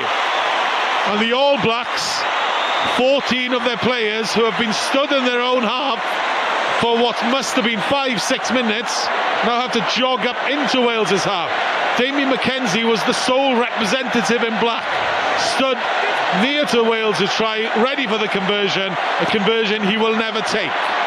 How important might that elbow of Tom Rogers be come the end of this game? Satiti charges into Mann, and Mann gives him a shoulder, and I think that's a score draw. McKenzie, loose pass, picked up by Jordan, beautifully taken. Chip over the top, Blair Murray calls the mark. 49 played, 3-point game. And Harry Deeves was the first there, and Harry Deeves is pacing around the place as if he's just walked into a nightclub and just assessing what's around, because he's got a determined look on his face and the struts that he's always carried. And now he walks back and joins his teammates in midfield. BBC Radio Wales 21-24. Key point of this match. Yes, which is good. Line out, Holland, nominee for the Breakthrough Player of the Year award. Set it back, driving ball, peeling away is Chokiyaho. He's over the 22. Holland plays from half. Leonard Brown carries into Dan Edwards. Edwards has slowed down possession. New Zealand still knocking on the door through Reiko Ioane. Barrett with the carry. He's 14 metres out himself. Big shot on him. Slowed down, Sititi. Some big tackles coming in from Wales. And they're going backwards. This time it's Tossi. Wales competing, then deciding against it. Kirifi with a carry. Alex Mann rolls away. Reiko Ioane. Wales are squeaky clean so far, but they are creaking. Another big shot by Tame Plumtree. Plumtree's brushed aside on breakdown, and he's going to be penalised. Now New Zealand recycle possession. There's an overlap on the far side. Williams with the carry. Gasp of anticipation because McKenzie goes for the crossfield kick. It's Jordan against Rogers. Both miss it. Ball bounces into the hands of Ioane. Ioane's over the try line, and Tom Rogers might have stopped him again. GMO call. And the body language of Reiko Ioane suggests that he might not have got it down. Yeah, on the side for me, it's not out. There's a the grounding as well. You're happy with the grounding, or we need to check potential knock-on? Check. Okay. It's all happening. It's all happening. Temple? Happy, Holly? We actually don't know if it's knocked on or not, so on-field decision is no try. Checking grounding, please. Is he in If not, I'm Tempest coming back for 8 hands on the ground. on a pay-as-you-play deal? Or is he paid for the shift? Is he paid every time he comes in or not? He can retire if he is. So he's onside for the kick, Holly. Yep. So it's a crossfield kick. Both missed as Ioane gets it, rolls out of a Dan Edwards tackle. Tom Rogers arrives and Ioane's got it down. And the try is grounded. The ball is grounded, Holly. Thank you. Great attempt by Dan Edwards. Again, working, overtime, getting around the back of that bouncing ball. For Reiko Ioane, 80-odd caps. One of the most powerful players in World Rugby. Really tough stop. Yeah, he did so well to get that down. Need to gather the ball, then turn, stay away from touch. As you say, Dan Edwards, desperate tackle, but did so well to ground it. McKenzie with a conversion. Tough angle for right footer. 2 metres from the near touchline. Got it. Struck it. Class. 10-point game now. Front row changes for Wales as both props are replaced. Archie Griffin and Garth Thomas comes on. Let's go to Northampton for an update in that game. 69 minutes played, 2-1 to Cardiff in the swirling Northampton rain. Wheatley, the Northampton striker, had equalised for Northampton before scoring an own goal himself from a Bagan corner kick, and that is the difference between the two teams. Cardiff looked better after 3 substitutions in the second half, and they lead by 2-1, 69 minutes played. Thank you, Simon. Here at the Principality Stadium, it's a 10-point game. Reiko Ioane's 40th try in international rugby, not bad for a man who predominantly for the second half of his career has played in the centre. Clearly outside. Moving to Leinster next week. Outside. It's a signing. What a signing that is. And he's only 28. Almost 80 All Black caps. Off the top ball to Scott Barrett. Tim McKenzie bangs it away to Lewis Rees-Zammit in space. Crowd hushes for a second, but Zammit's in no two minds because he boots it back to McKenzie again. McKenzie spots a gap and Blair Murray reads it well. Murray's got a chance here. Coming up to the halfway line, he's got Tom Rogers outside him. Murray trapped a little bit, does well to hang on, and the Wales backs have to get into the ruck. Advantage, hands in. And they've been penalised again. Hands in. Number 11. And that was the problem. As talented as Blair Murray is, if you do decide to attack from there and you get caught, your team's in trouble. Yeah, but I think it was, in fairness to Murray, I think it was on to attack. There's a loose kick from McKenzie. The penalties against Tom Rogers. Just behind you. Hands on the floor. This allows McKenzie to pump this ball back into the Welsh 22.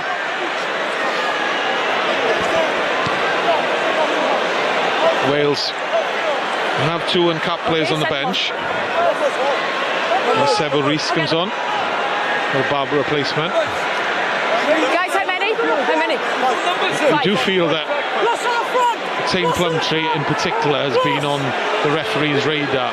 Yeah, I'm thinking you can see Morgan Morse come on for him sometime soon, I'm sure. Advantage, 17, lifting the Another legs. penalty against Wales.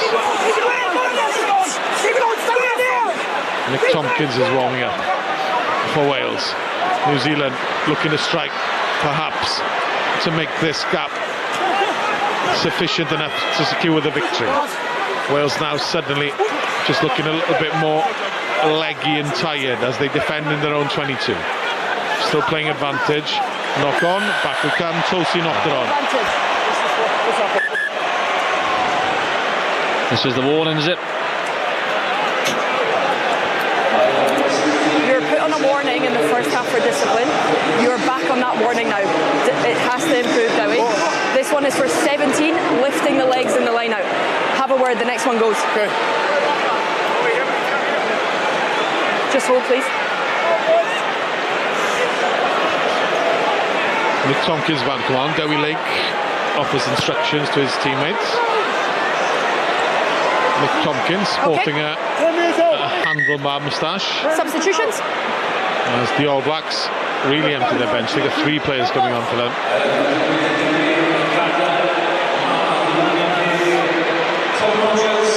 Finlay Christie is on for the All Blacks, and 2 props replaced with Newell and Bauer. A round of applause for Tom Rogers. Okay, time back on. Who's replaced by Nick Tompkins. 5. What an occasion for Rogers. 3 tries against the All Blacks. Stay back 2, back 2. Yeah, he's had a fantastic game, Tom Rogers. A couple of good defensive efforts as well. 55 minutes. All Blacks looking to squeeze Wales. Right, done by Black. Build momentum and put this game to bed. They're up by 10. Wales have been competitive, but they're in danger of slipping off tackles and slipping right out of this game. Christie to Seville Rees. They are 4 metres out now. Wales are having to defend and defend and defend again. It's often the case that is more tiring than anything. They just can't get the ball back at the minute. Yes, New Zealand. Finlay Christie, Satiti, like a pendulum, keeps coming and coming. The All Blacks through Holland within a metre. Dewi Lake's on the ball, he's brushed away. Sense of inevitability about the try now. And Wales are conceding half a metre after half a metre. Now the All Blacks are in 3 metres. Scott Barrett to Seville Rees, the substitute. He's tackled by Dan Edwards. Heroic defending, but for how long can it last? Alex Mann flies up into the face of the All Blacks. Christie driven back as well, and New Zealand have lost 4 or 5 metres. It's great pressure from Wales. New Zealand are making a bit of a mess of this, to be honest with you, but the pressure from Wales is putting them under a lot of strain. Dan Edwards scrambling back in defence to support his backs. Wales, Wales, Wales echoes around the stadium. Roof is closed. Atmosphere has been outstanding. Loose pass to Damien McKenzie. He gives it to Leonard Brown. Leonard Brown running down a dark alley. If any if there was a moment to inspire confidence in the team, it's this one. But the All Blacks are still knocking on the door, still asking questions. 15 phases now. Ball juggled by the substitute Bauer, and there's a penalty, and it could be more than just a penalty for Wales here. Referee has warned them. Mackenzie knocked on Leonard Brown. Let's hand over to our referee, because I think she'll be carding somebody, and it's Gareth Thomas. Off you go. No arms tackle. And Gareth Thomas, as soon as he's on, he's off. Too many penalties. Yeah, it's unfortunate because it's an accumulation of penalties. Holly Davidson, in fairness, gave the warning. And yeah, you're watching, there's a no arms tackle. Just unnecessary as well. They've said that the times that Wales get themselves in trouble, actual system's been standing up well. The boys defended manfully.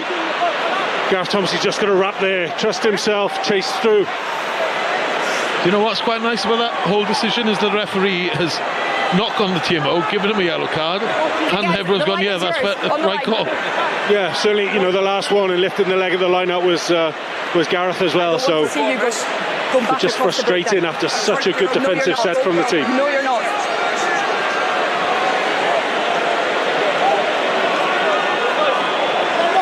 Radio Wales, we're into the final quarter. Well, we will be soon, within a minute. 5 man. The second half has taken an age, due mostly to TMO. 2 big calls that were overturned when the All Blacks had crossed. Wales have barely left their half in the second half. Tom Rogers has left the field, having scored a hat-trick. Kirifi peels away, gets it to Finlay Christie. Sevu Reece, good hands. Now they're within 3 metres. Huge overlap on the far side. There's a Wales body lying all on the ball. It's Max Llewellyn. Still the All Blacks come, and Wales look out on their feet now. Mackenzie, Jordan, lovely hands. Leonard Brown, Sevu Reece. Try New Zealand. And surely, despite there being a quarter of the game left to play, it really feels like game in New Zealand. But Harry Deems marches over to the assistant referee, full of complaints. Yeah, I don't want you to go in with your knees, though. He's disgusted by something. And Dewi Lake's having a word with the assistant referee. In the meantime, David Mackenzie sets up for a conversion. What's Harry Deems wondering about? I think he had an altercation with his opposite number, Kirifi, on the floor. I'm not sure whether he's saying he threw a punch at him or threw a stray arm. I think that's what he's definitely complaining about. But the try from New Zealand, it's just a numbers game. New Zealand, a couple of good hits up the middle, come back down the short side. And it was Reece in the corner. Just nice basic handling, but the damage was done up front from New Zealand. Wales down to 14 men. And Mackenzie's conversion is successful, and now they trail by 17 points. Let's go to Oldham. The field where they want it at the moment, and they trail by 2-0 against Oldham at Boundary Park. It's a former Newport striker, Joe Quigley, who has scored a second for Oldham. Things not looking good for Newport in this second half with only 12 minutes left to play. It's Oldham 2, Newport County 0.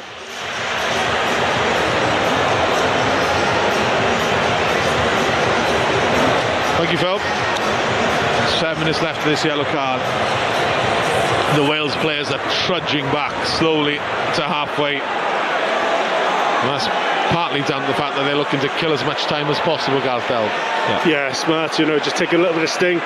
We wanted to rush up, but just get Gareth Thomas back on the pitch, minimise the damage in that time. Leonard Brown. Back away. You are holding him in. You have the back of his jersey. Referee just responding to some QE complaints there. Bauer with a carry in his own 22. Okay, 9, use it.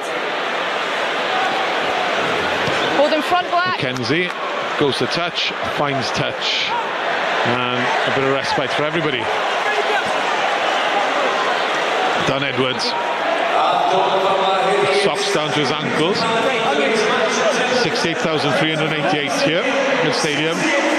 Dan Edwards, socks down to his ankle, has given instructions to the forwards. The backs are all getting very excited here, so they've got a planned move. Let's see what they have in store. I'd expect off the top possession here.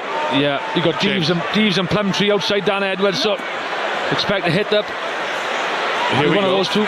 Thomas Williams to Dan Edwards. Same Plumtree carries, but Steve's alongside him. And they do one phase, and then they come back the other way. No, that's a dummy play. That has created numbers. A bit of a loose pass on the far side to Lewis Rees-Zammit. Rees-Zammit beats his man. He's away. Spark of energy from Zammit. That's what we've missed. Harry Deeves with a carry. He's been impressive on his debut. And All Blacks are offside. Back we come. Off the ball by 13. Yeah, nice bit of acceleration from Zammit. Again, we haven't seen too much of him, have we, in this game? Just showing glimpses of what he's capable of, what we know he's capable of. They're staying on my mark, and your gap is almost 2 meters. Then you're shuffling, so they're going to come in. I need you to take, I need you to take responsibility in and set and pull your boys in. Thank you. 17 minutes, 17 points, 17 minutes left of this match. 4 minutes 40 seconds. Lewis Rees-Zammit, Cartel. 5's up. Oh, he tucks Caleb Clark up. Like he's a superstar, isn't he? You almost think it was strange seeing Tom Rogers trudge off after, his hat-trick heroics. But when you've got a player like Zammit, you keep him on the park as long as possible. One former Gloucester man. We're talking about another former Gloucester man in Lewis Rees-Zammit. Now a little bit further down the M5 in Bristol. 16 and a half to play. And the lineup's not straight. That's not the first by Dewi Lake. And the wind has been knocked out of Wales' sails. Yeah, that's unfortunate. Like you say, Gav, it's not the first time in this game. You just see the despondent, or you listen to the despondent Welsh crowd. Then I was given not straight. Great attacking position for Wales there, wasn't it? Rhys Carey has to come on the field again, so they'll be yanking a flanker, one presumes. 7 reds. Who's going? Okay, it's poor Harry Deeves, who marches off. Step back just a tad for me, please. Shakes his head. Puffs his cheeks. Not too happy. His hips. He's been outstanding. I think decision making around the breakdown. He hasn't charged into anything. We know he's made a name for himself with his physicality, with his work rate. He hasn't been penalised, has he? Exactly that. The decision making he's had, and choosing when and where to impose himself on the game. Should be very proud of his game so far. One wonders if he will return back to the field of play with Freddie Thomas and Morgan Morse waiting in the wings. Morgan Morse, of course, only 20 years of age. What a day to make your debut as well. Spun on the Scrum was wheeled. Same scrum. Finlay Christie was demanding a New Zealand penalty. Didn't get it though. Finlay Christie. Go forward if you want rewarded. 30-year-old scrum half. Born in Peebles on the Scottish borders. Moved to New Zealand as a 7-year-old. Clearly Scottish qualified. Space in the setup. But has decided to play for his adopted nation. Who blame him?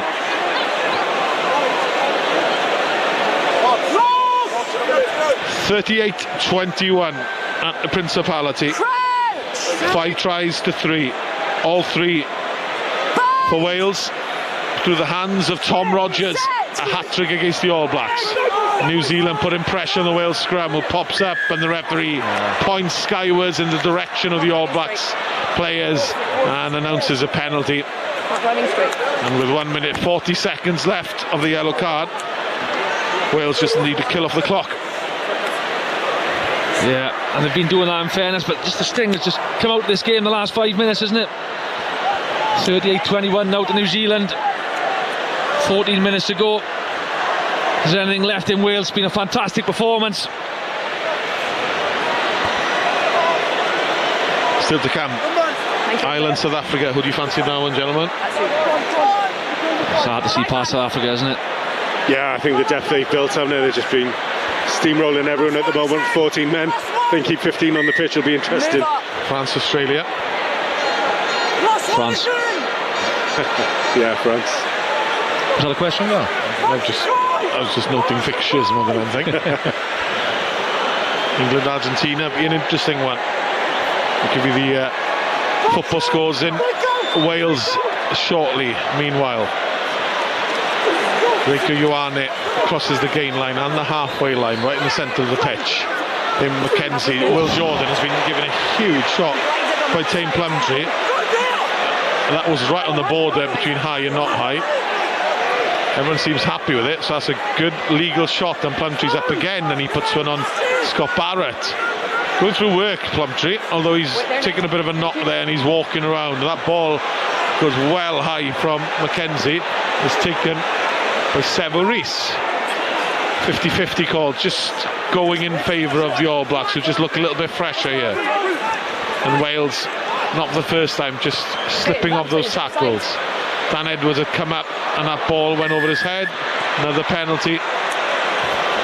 Offside. Okay, So 1 second. that's the 13th penalty Wales have conceded. All Blacks conceded 3 all game. You're continuing to give. Yeah, and that's just pressure. It's just relentless pressure from New Zealand. I think Wales, throughout the majority of this game, defensively have looked in position, but it's just the relentlessness of New Zealand. They keep coming, keep making yards. Dangerous tackle by Wales number 8. There we go. Plumtree. So we're checking a That's the hit that looked good actually, didn't it, from here? Swansea lost 3-0. Wrexham 0-0 away at Ipswich in the Championship. In League One, Cardiff 2-1 up against Northampton. Newport County 2-0 down at Oldham. I think that's all right. I think that's a good hit. It's on his shoulder, guy. What do you reckon? Yeah, Holly Davidson stood very close to that initially. So whether she can't see that right shoulder, I think she thought the initial shot was fine. She's in a great position. And it meets our yellow card threshold. Okay, I have a decision, Temple. Up to you. Yeah, we have foul play because the player could be lower. There is head contact. It meets yellow card threshold. I don't know about that. Tame Plumtree has a long walk towards the dressing room, looks to the sky and then closes them in shame, embarrassment or disagreement to some degree, and shakes his head, and soon he'll be on the bench and he'll look up and see the irony of Gareth Thomas returning to the field to play. Yep. Because Wales were about to return to 14 players from 14 to 15, but they are now back to 14. So, huge moment, a moment we've all been expecting in a strange way, because he may only be 20, but we've been preparing for Morgan Morse's first cap for years. He's always shown potential. One day he will in all probability be an outstanding rugby player, and for today he can finally say he's a Wales international as well. The first of many, I'm sure, for Morgan Morse. Yeah, he's a fantastic prospect. I think 24 caps for Wales 20s pays homage to that, and it's all been about finding the right challenge, putting him in at the right time. Fainga'anuku is on as well for New Zealand, and here he is, ball in hand, breaking the tackle of Max Llewellyn. Christie, Adam Beard flew up, little bit of a dog leg as a return. Christie getting a quick snappy ball. He's got good service, the substitute scrum half. Kieran Hardy has to scramble on the far touchline. Fainga'anuku, he's stopped 2 metres short. New Zealand looking imperious, Wales looking in trouble. The game may well be gone already, despite there being 10 minutes left. Now it's about saving face. Now it's about stopping a record defeat. Now it's about just keeping things tight. Alex Mann with a borderline tackle that was high. Wales are shipping penalties, they're conceding tries, and the All Blacks are firing, and Morgan Moore should get a penalty here. How on earth did he not get it? I don't know. Ball kept alive. Jordan, Satiti, Rees, one man to beat, and it's Jared Evans, and he's tucked him up. That's a finish by Sebo Rees. He must have put 6 steps in half a blink of an eye, and Sebo Rees has wrapped this match up, and Wales now are on the floor, hands on hips, resigned to the fact that they will lose once again to the mighty All Blacks. And sometimes you just got to admire the talent of some players and the footwork of Sever Rees in the space of about half a metre. He was going backwards initially. Jared Evans just flat-footed, and that's undefendable at times. Wow. And Jared Evans did the kind of Roy of the Rovers thing where he actually just tackles air. Sent to the shops there, Gar. That was special footwork. I did feel within that, Morgan Morse twice very, very unlucky not to get the turnover. The second time round, he's all right to the ball. What a conversion again by David McKenzie, who's not missed a kick, has he? Striking the ball so well. Watching him in the warm-up as well. It's not just his accuracy, it's his distance as well. He's striking them from 45, 50 metres with ease. And he's taking that into the game. Jared Evans did a full air grab where he was literally a metre away from Sever Rees, and both his palms touched each other. Yeah, it's funny, the players you fear in those moments, it's not the sort of 20-stone lumpers running down the channel, it's footwork like that just sort of embarrass you within no space at all. The big last 8 to 9 minutes now. Wales put in a great performance for probably 60-65 minutes. New Zealand be beating for blood now, trying to play from everywhere. New Zealand know the game was won. Caleb Clark in space against Lewis Rees-Zammit, and he's beaten him and he's got it away, and this is wonderful stuff to Tom Jordan in space. Wales know they're beaten. McKenzie, enthusiasm across the All back line. McKenzie fires again. Josh Lord with a carry on. Morgan Morse is on the ball again. He's pushed off and no penalty. Kieran Hardy is on, of course, for Thomas Williams. Turnover is Hardy gives it to Tompkins, charged down by Will Jordan. Back will come. 8 minutes after this one. Oldham leads 3-0. Well, Cardiff still up by 2 goals to 1. Newport County's period under Christian Fuchs is not going well. 3-0. Referee's call. 0-0 Ipswich Wrexham. Dewi Lake. It will remain a yellow card. It's a high degree of danger, but mitigation, there's a sudden drop. Okay. Thank you. Complimentary. Yes. Remains a yellow card, so he could well be coming back on with 5.5 minutes left of the game, with the yellow card and 8 minutes left of the match. Okay, guys, here's your mark. It's just that a forward pass as well from McKenzie. Probably no. Stay nice and square. No benefit now. Elsewhere, the first test of the Ashes, of course, won by Australia. Bournemouth 2, West Ham 2, Brighton 2, Brentford 1, Fulham 1, Sunderland 0, Palace 2 away from home against Wolves. Listen to this score. 93rd minute, Liverpool 0, Nottingham Forest 3. Wow. Cardiff 3-1 up. Set!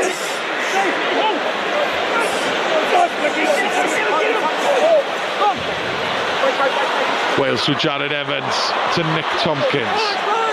Wales have emptied the bench, looking to finish with a flourish. They know the game's over. Freddie Thomas bursts away to Alex Mann. Shipped out to Max Llewellyn, who's on the wing, like he's played for Gloucester over the years. He gets it away to Jared Evans. David Jenkins into a couple of All Blacks defenders. He's completely isolated. And the referee maybe a little bit sympathetic to a team who are losing by 24 points now, because in tighter games you'd have called it. Jared Evans stepping and dancing and wriggling his way out of a tackle. Wales will lose today. It won't be for the first time, and they'll lose by a significant margin, but not an embarrassing margin, James Hook. No, as I said, for 60-65 minutes they fought hard. They scored some great tries. Obviously, Tom Rogers hat-trick. Just want to see them finish strong now. Obviously, you can see the 50 points against Argentina. 45-21 at the moment. 5 minutes to go. Be great to see Wales get another score, or even 2 before the end of this game. As you say, the game is lost. But it's such a brave effort from Wales this afternoon.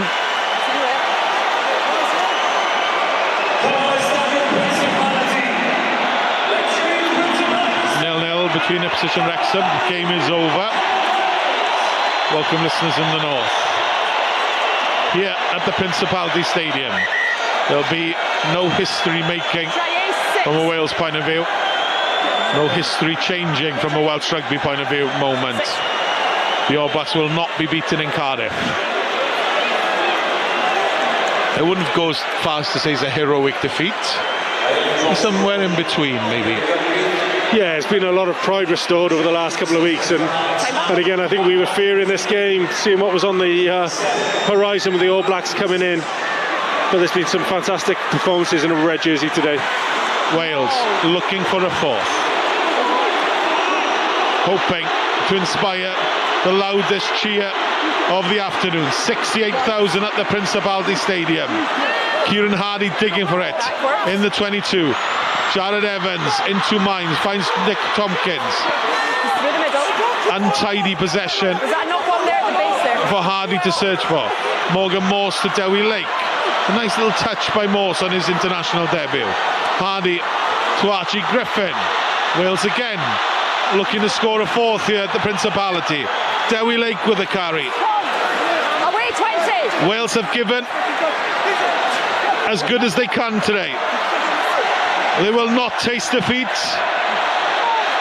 but it's not the embarrass of recent years. Hardy to David Jenkins. 4 minutes left of this game. Away 6. Kieran Hardy to Morgan Morse. Into a couple of meaty New Zealand defenders. Freddie Thomas. Hardy recycling it. Evans, nice touch. Lewis Rees-Zammit! Superman dive in the corner. He gets up and back because he's convinced that he scored. He had a lot of work to do, but if he managed to squeeze his body into the far corner, that's some finish. Lewis Rees-Zammit is back. You better believe it. That's a great finish from Zammit. One-handed, the same corner he scored last weekend against Japan. But it's all about the hands from Murray out of the tackle. Under enormous pressure. As you were saying, this is the sort of finish you wanted to see from Wales. Is there time for another one? Okay, send them on. What a moment to treasure for Brodie Coughlin. Newport-born dragon hooker. Replaces his skipper Dewi Lake and becomes a Wales international. He'll have 3 minutes against the All Blacks. He'll have 3 minutes of what most Welsh people can only dream of. The opportunity of representing your country in one of the finest arenas in world rugby. Another disappointing day for Newport County fans who join us, having lost 3-0 at Oldham. Yes. I wouldn't say the news here will put huge smiles on your faces, because Wales are going to lose against the All Blacks. But there's credit in defeat for sure. 2 minutes left of this one. Here they go again from their own 22. This comes with risk, of course, but that's what Jared Evans likes to do, take it to the line. He's in his own 22. He does do that really well, doesn't he, Jared Evans? Just interests so many defenders. Good take by David Jenkins, because the service is not great from Kim Hardy, who might have to kick now. Thanks, 17. And he does, and you'll see that there's 90 seconds left of this game. Great kick, well taken by Will Jordan though. Keep going, thank you. Can the All Blacks just finish it with a try? Mackenzie whips it out, and tackles are being slipped and missed, and there's an overlap on the far side. Ioane to Caleb Clark, and Caleb Clark has the final word in this one. New Zealand were given a mini scare in the Principality, nothing more than that. But it's the All Blacks, as has been the case for 33 successive matches before that, that will come out on top. And it's a finely taken, beautifully executed try. Hands in the midfield, and Clark with a finish, and the All Blacks cross 50. Yeah, just a few tired bodies there now from Wales, isn't it? And New Zealand trying to play to that 13 channel as they've done so often this afternoon. We spoke about them before the game. They've got some great finishers, some great athletes, fantastic individuals. Just punish Wales, and that's over 50 points now. Tim Mackenzie's perfect afternoon ends with another conversion. 52 points to 26 now.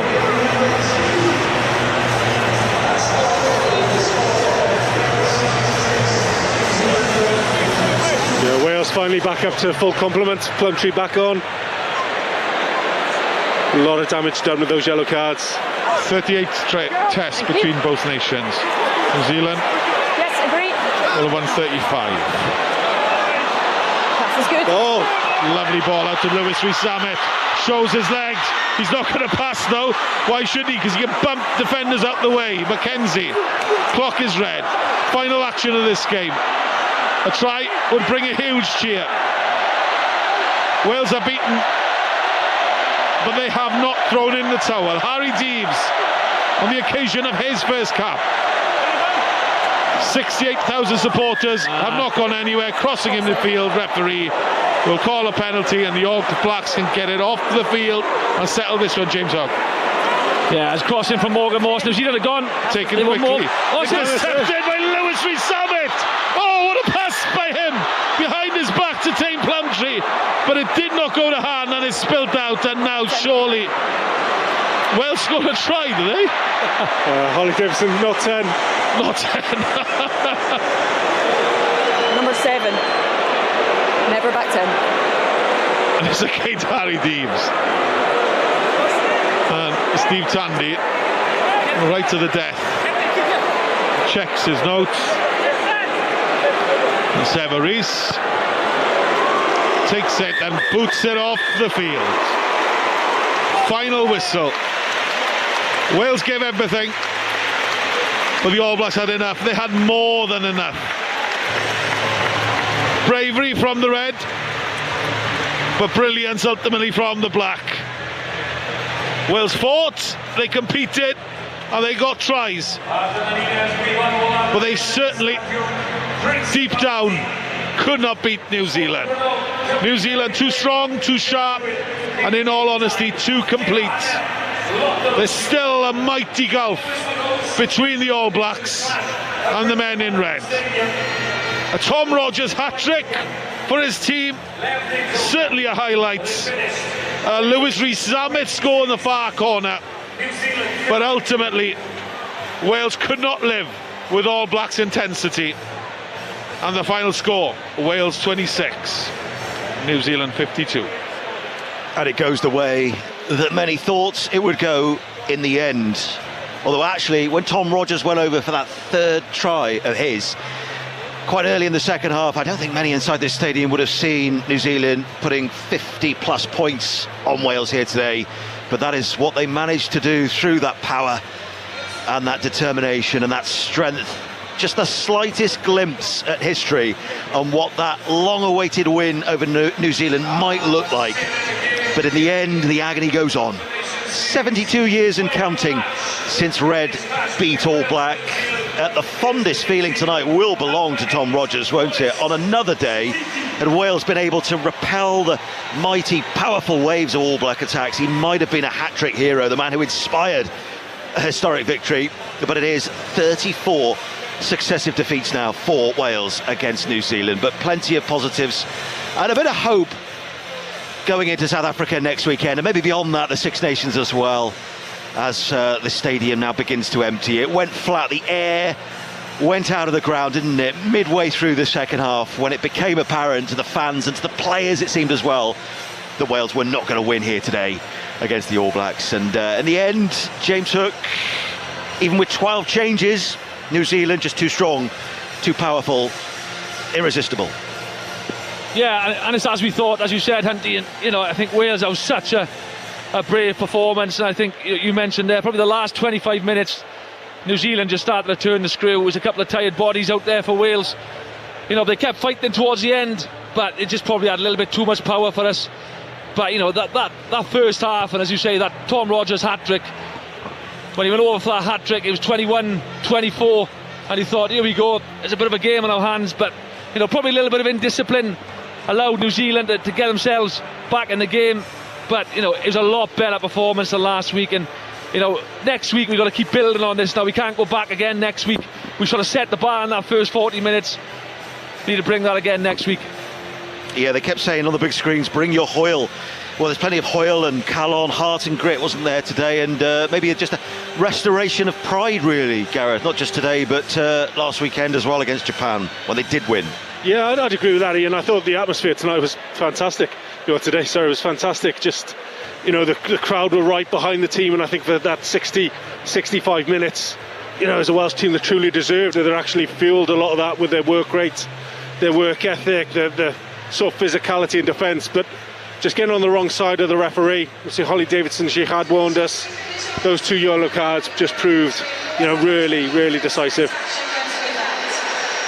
Yeah, reaction then at the moment, pitch side on the TV feeds, and we will try to bring you some reaction here on BBC Radio Wales and Sounds. We're with you until 6:15 tonight, slightly later start for the Feast of Football. Phone